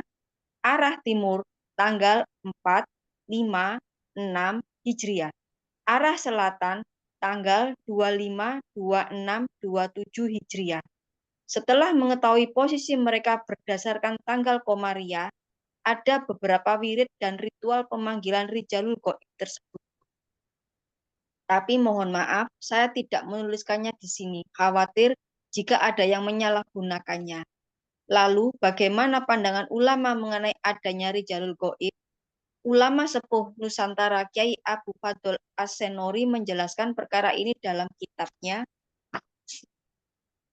Salah satu dari mereka yang mengerjakan amalan yang keluar dari ajaran Al-Quran dan As-Sunnah adalah kelompok aliran yang sering membicarakan keadaan-keadaan hasil dari tipu daya setan, ilmu kasyaf, atau tersingkapnya hati dengan tirakat-tirakat pengekangan nafsu dan merasa bercakap-cakap dengan Rijalul Ghaib. Selain itu, mereka juga mengaku mempunyai hal-hal di luar kemampuan manusia biasa atau pewarikul adat yang menyatakan bahwa dirinya adalah tergolong dari para waliullah. Bahkan sebenarnya mereka itu adalah para pengikut setan. Beliau melanjutkan, sedangkan mengenai Rijalul Ghaib, jika memang benar adanya, maka mereka itu adalah bangsa jin. Karena yang namanya manusia tidak mungkin terhalang dari pandangan manusia lainnya. Kalaupun toh tidak terlihat, itu hanya pada waktu-waktu tertentu saja.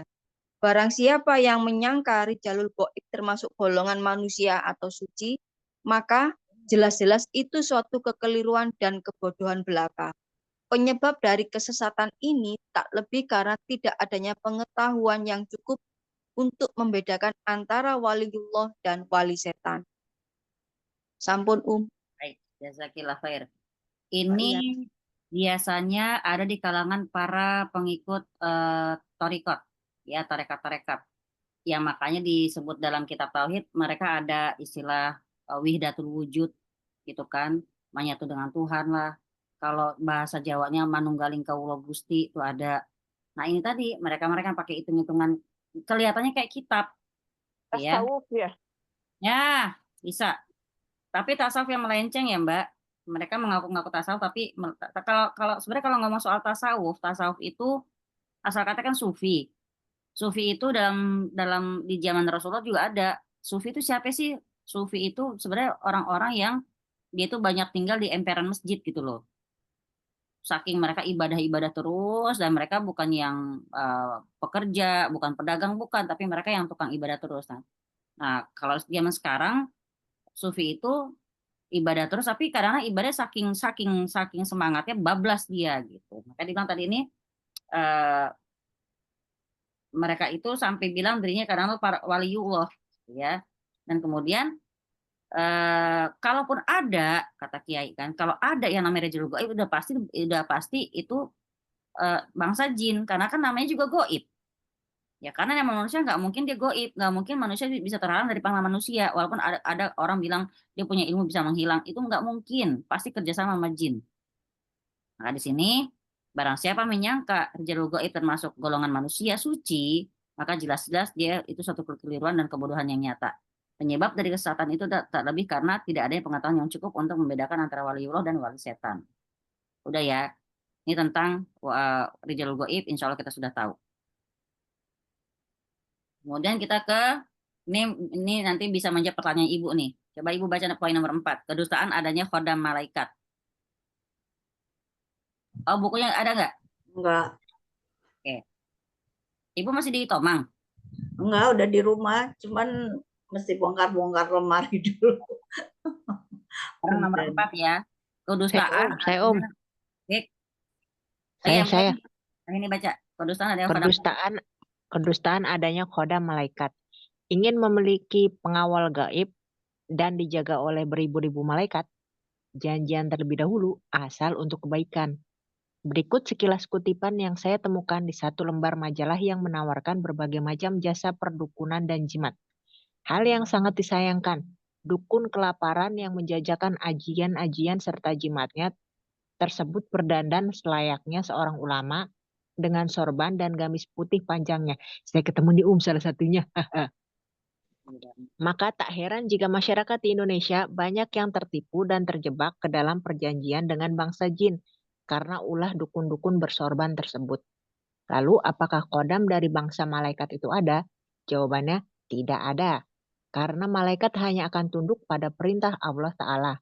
Jika Allah tak perintahkan mereka, jangankan Anda, Rasulullah Shallallahu Alaihi Wasallam pun tidak mereka kunjungi. Imam Ahmad meriwayatkan telah bercerita kepada kami, Ya-lah dan Waki. Mereka berdua menuturkan Umar bin Zar pernah bercerita kepada kami.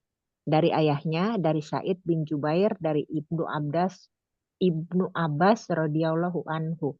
Ia berkata, Rasulullah Shallallahu Alaihi Wasallam pernah bersabda kepada Jibril alaihi salam, Wahai Jibril, apa yang membuatmu tidak mengunjungi kami lebih sering dari kunjungan-kunjunganmu sebelumnya?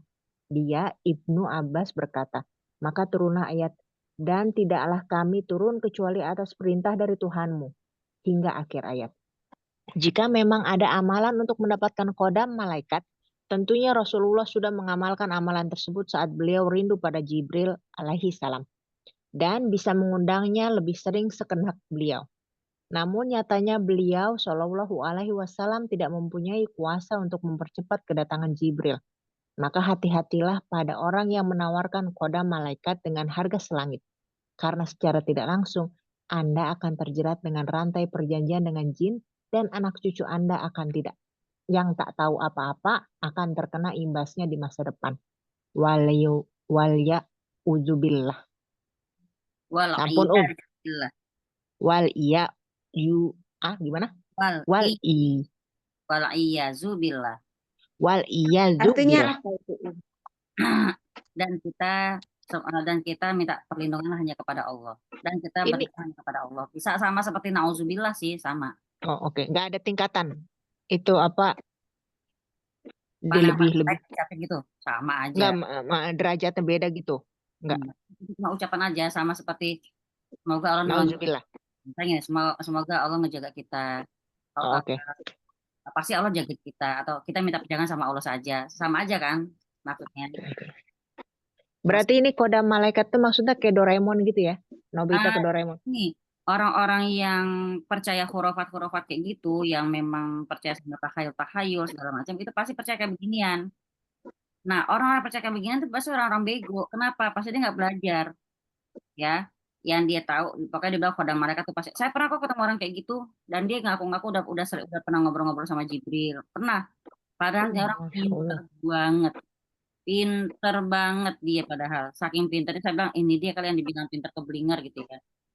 Nah, kemudian di sini apa namanya? Kita lihat lagi di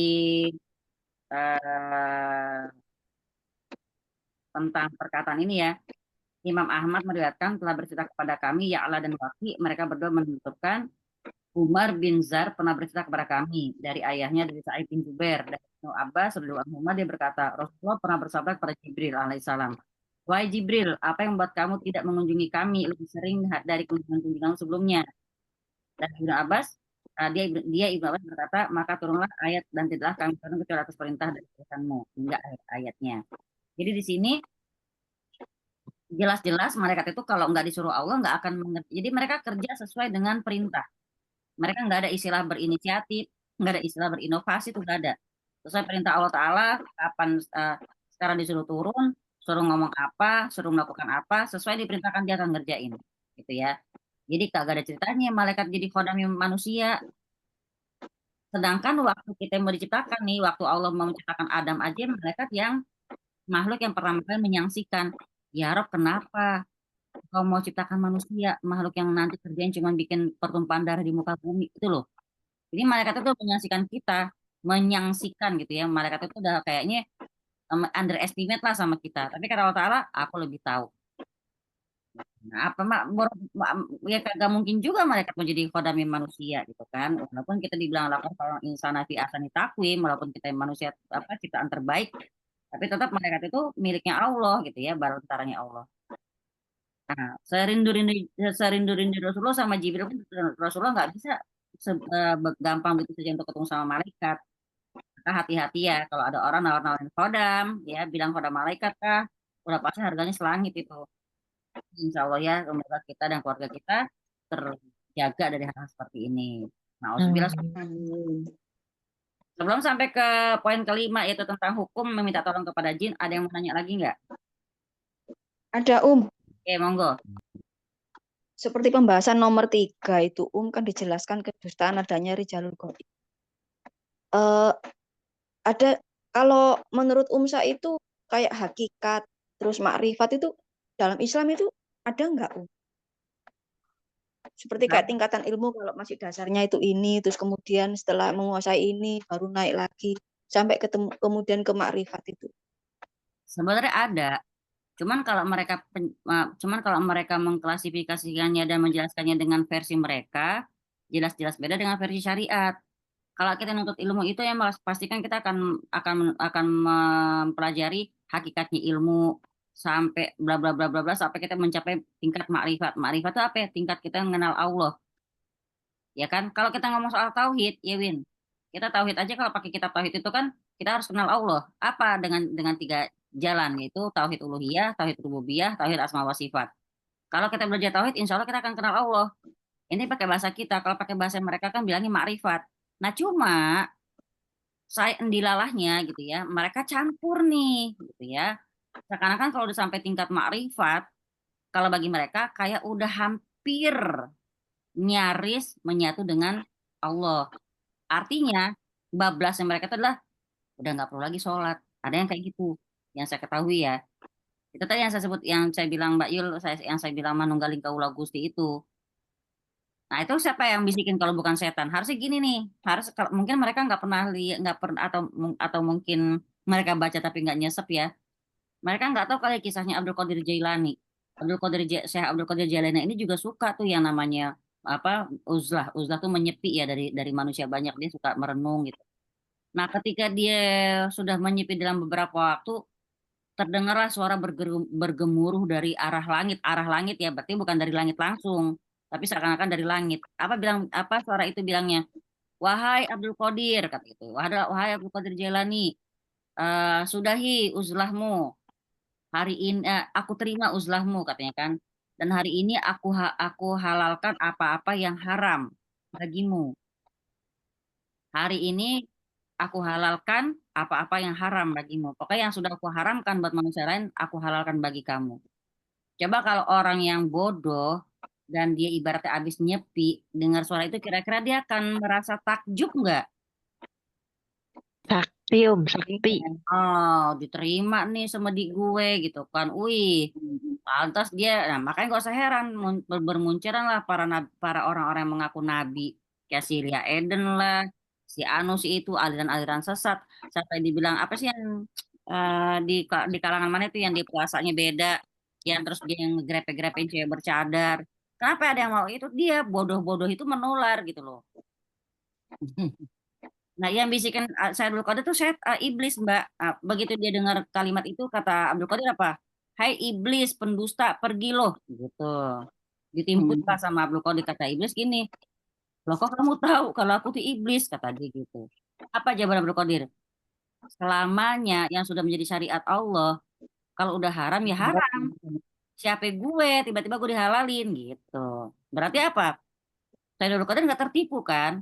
Nah manusia sekarang maaf, imannya belum selevel ulama zaman dulu.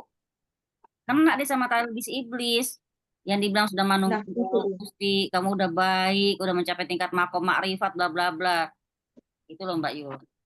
Paham ya? Soalnya Abdul Qadirnya Sama dia kayak anak yang kisahnya madani. Siti Jenar ya sampai itu kan sama Wali Songo. Nah iya, kan orang-orang kan lantas ngemasnya kan sesuai dengan versi mereka kan. Kalau Sesuai kita kepentingan mereka.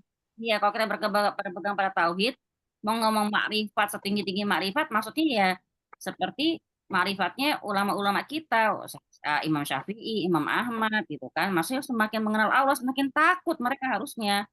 Kayak Abu Hurairah aja kan ketika mau meninggal pun dia nangis. Kenapa kamu mau nangis? Aku bukan nangisin hartaku, ya aku cuma nangis gimana cara aku ketemu Allah, keterima nggak amalanku begitu. Kalau orang semakin kenal Allah. Nah, kalau zaman zaman sekarang di kalangan mereka yang ngaku-ngaku makrifat tadi, semakin mereka mengenal Allah, mereka semakin jumawa, seakan-akan mereka pengejauhan Allah di muka bumi gitu. Udah CS banget Dan kali gitu ya. dan kebanyakan meninggalkan syariat, mereka lebih sibuk di hakikat katanya. Nah, karena apa? Karena mereka merasa udah nyatu, udah nggak perlu ibadah, kan manunggaling kaulo Gusti, udah nyatu sama Tuhan gitu kan. Gitu ya Mbak Yul ya, insya Allah paham ya. Iya, soalnya itu kan antara apa ya? Kejawen kan memang seperti itu, Nah, Terus kejawen kan nggak sholat kan, maaf maaf ya. Saya pernah baca ya buku, akhirnya larinya ke sana, iya, karena merasa jadi manusia itu cukup berbuat baik saja sudah. Kayak ibadah itu juga Cukup masih banyak yang pada jahat, eling-eling, eling-eling. eling-eling. Ya cukup Eling eling-eling wulan mengingat. waspada. Kayak gitu banget. Sampai saya ada baca kisah nyata teman saya yang memang indigo parah, ya indigo parah dia. Parahnya kenapa? Karena dari mereka bersaudara itu dia yang anak cewek pertama yang dibilang dia itu jadi tumbal pemutus, pemutus maksudnya biar nggak diikutin nggak diikutin lagi sama jenazah di keturunan selanjutnya. Jadi biar putus di dia. Apa resiko yang dia alami? Dia nggak akan pernah bisa punya anak karena diputusin di dia. Satu, kedua, dia kejawen banget keluarganya. Ketiga, ketika dia lagi melawan serangan santet dari orang, pakai cara kejawennya. Karena dia bilang gini, kalau pakai ustadz, pakai rukyah, lama. Padahal kalau pakai cara dia, resikonya apa ya? Bisa sampai mati karena bahasanya mereka perang langsung sama jinnya gitu. Perang langsung sama jin maksudnya jinnya mereka dengan jin yang datang. Sebenarnya bukan mereka kan yang kuat, tapi jinnya kan yang berperang. Coba kalau pakai Allah, sebenarnya kan lebih ampuh, tapi mereka bilang biasa kalau pakai ustadz mah lama rukyah, pakai udah kita aja gitu. Kenapa? Berarti mereka udah meyakini jinnya lebih kuat. Nauzubillah kan gitu. Padahal itu tadi eh, prinsipnya eling-eling tadi kan jadi orang baik saja. Tapi akhirnya itu tadi ketika dia menerima serangan sihir, mereka nggak tahu cara memeranginya dengan cara Allah, dengan cara syariat. Yang bahkan dalam anggapan mereka kalau pakai rukyah akan lama. Lama kalau pakai rukyah mah gitu. Itu jelas-jelas saya baca di tulisannya beliau gitu ya. Baik, Mbak Ila insya Allah paham ya sayang ya. insya Allah kholas, Cakep banget nih pertanyaannya. Terima kasih banget jadi bikin rame ya malam ini ya. Nah, tapi qadarullah alhamdulillah sampai di sini pas 9:30. Jazakumullah khairan katsiran. Masih ada yang mau tanya lagi boleh nanya. Ini kita pembahasan sampai poin 4 ya. Selanjutnya di poin kelima Mbak Heni tolong dilingkerin hukum meminta tolong kepada jin. Itu buat pertemuan berikutnya. Siap, laksanakan. Saya kasih preview dulu nih Mbak buat Ibu nih Bu. Ya, Khodam. Khodam secara bahasa adalah pembantu atau pelayan. Kan kalau di Arab kalau bilang pembantu khodimah. Ya khodimat. Makanya khodam itu artinya pembantu. Nah, kalau khodam ini yang dimaksud di buku ini adalah pembantu dari kalangan jin yang gunanya buat dimintain bantuan sama si manusia yang memelihara dia. Nah, kalau orang kejawen bilang perewangan, benar nggak Mbak Yulia? Iya, Ya, jadi bahasa kejawennya adalah perewangan, bahasa kita adalah khodam. Gitu ya. Boleh tidak, membicarakan seseorang yang sudah meninggal? Membicarakan aibnya jangan. Tapi boleh bilangnya fulan. Buat kalau jadi pelajaran kita boleh. Tapi jangan sebutin Kemarin ya. enggak, ada adik dari desa. Yeah. Barusan kejadiannya, yaitu tadi, apa ya? Mencari itu, kepingin jadi dukun, Jadi dia melakukan tirakat ke Alas Purwo. Nggak lama, itu, cuma seharian aja di sana. Terus kemudian akhirnya dibawa ke rumah sakit, menginap 2 hari di rumah sakit, akhirnya meninggal, Allahu Akbar. Berarti dia nggak kuat ya? Ya karena Dan kenapa? katanya adik saya yang satunya itu posisi waktu di rumah sakit itu di dahinya tuh hitam, mukanya itu cenderung hitam. Terus kemudian matanya itu agak melotot. Terus kondisi tubuhnya itu menyedihkan gitu loh, Allahu Akbar, astagfirullahaladzim. Mungkin dia yang nggak bisa ritual tuh nggak bisa sampai tuntas kali. Kalau saya langsung nyeplos gini, Apa? Wah, ikut gurunya YouTube. Apa tuh? Jadi kalau guru pembimbingnya dia tuh dia dapat inspirasi dari YouTube. Soalnya di YouTube kan semuanya serba terbuka, Iya, betul. Jadi Mbak Yuda ceplosnya apa tadi? Guru, yaitu pembimbingnya dari YouTube. Tutorialnya jadi otodidaknya dia itu ke situ. Jadi Oh, sendiri gitu maksudnya. iya cuma nyari tempatnya aja, dia nggak pakai kuncen ya. Iya. Dia Biasanya nggak kan belajar ada dari orang. pembimbingnya, Kalau menurut orang-orang pelaku spiritual itu pasti ada gurunya. Ya sama seperti kayak kita ini ya kayak saya ini berguru sama saya, kita ambil ilmunya, kita dibimbing yang benar gimana. Nah kalau seperti mereka itu kan harus ada anunya juga, pembimbingnya juga. Ada, Jadi harus apa benar. step-stepnya? Iya, Jangan sama step-stepnya itu bagaimana? Itu enggak, jadi langsung ke Alas Purwo sana, Ya Allah, kasihan amat ya Allah. Masih muda, Demi apa ya? Demi cuan, Mbak. Kalau ke Alas Kan itu menjadi dukun. katanya pesugihan ya? Bukan. Kepengen jadi dukun, cita-citanya. Itu saya, maaf, nimbrung ya Mbak Yulia ya. Itu kalau kayak gitu kan Kenapa berarti dia pengen jadi dukun? Orang mah ngeri. Cuannya, ya kan dia belum belajar sama dekatnya. Walah. Balik Dukun lagi itu cuan ya. Kalau kalau sudah dipercaya orang, yang pasiennya tuh bisa habis hartanya sama dia. Oh. Astagfirullah. Tadi Mbak Heni mau nanya apa? Iya, itu berarti kan dia sudah tirakat ya sendiri ya, berarti kan dia kan udah ritual sendiri kan. Dan abis itu dia nggak kuat kan, out berarti dia tuh. Nah, tapi apakah itu bisa langsung nurun juga ke yang itu, yang apa, jin turunan jatuhnya? Nasab jadinya tuh, saya gimana? Udah nikah belum dia Mbak Yul? Anaknya 2 atau 3 gitu loh, nggak terlalu dekat sih saya. Nggak tahu kita Mbak Hen, kalau dia memang sudah sampai akad perjanjian sama yang di sana, bisa. Tapi kalau mengingat dia pulang dalam kondisi kayak gitu, kayaknya dia nggak tahu ritual tata caranya, mungkin dia nggak habis. Ya Mbak Gin, gimana? Belum nyampe ke sumpahnya, baru dites doang sama jinnya udah itu udah nggak kuat dianya. Biasanya kan tesnya emang beberapa hari ya Mbak Gin ya, biasa 40 hari gitu kan. Dia kayaknya Karena mungkin ngeplosnya gitu Mbak Gina. Awalnya gitu. Waktu diberitahu itu kan rame itu di grup keluarga itu.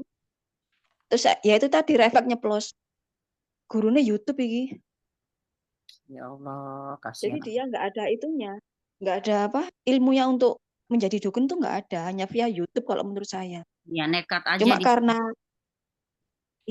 Cuma karena keluarga itu memandangnya di akhir hidupnya seperti itu. Akhirnya yang berkembang itu berita-berita negatifnya. Kasihan ya Allah. Cuma saya kalau untuk menangkal orang-orang yang ngomongnya negatif itu cuma gini aja. Belum tentu dia meninggalnya itu suul. Kita nggak tahu kesehariannya seperti apa. Bisa jadi dia nggak kuat tesnya, atau bisa jadi di tengah proses dia. Soalnya kan kita nggak bisa menilai secara hati. Kita hanya melihat secara dohir. Biasanya manusia kan gitu penilaiannya. Karena kita kan nggak tahu jelas apakah dia udah bersumpah atau tidak kan. Nah itu dia itu kan ranahnya hati.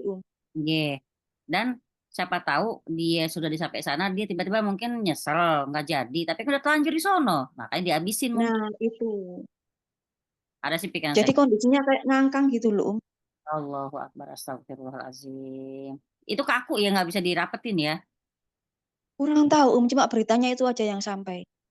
Jadi kakinya itu terbuka, terus kemudian mukanya itu, dahinya itu hitam. Kalau soal dahi hitam saya bilang gini, mungkin kebiasaannya tahajud sebelumnya mungkin.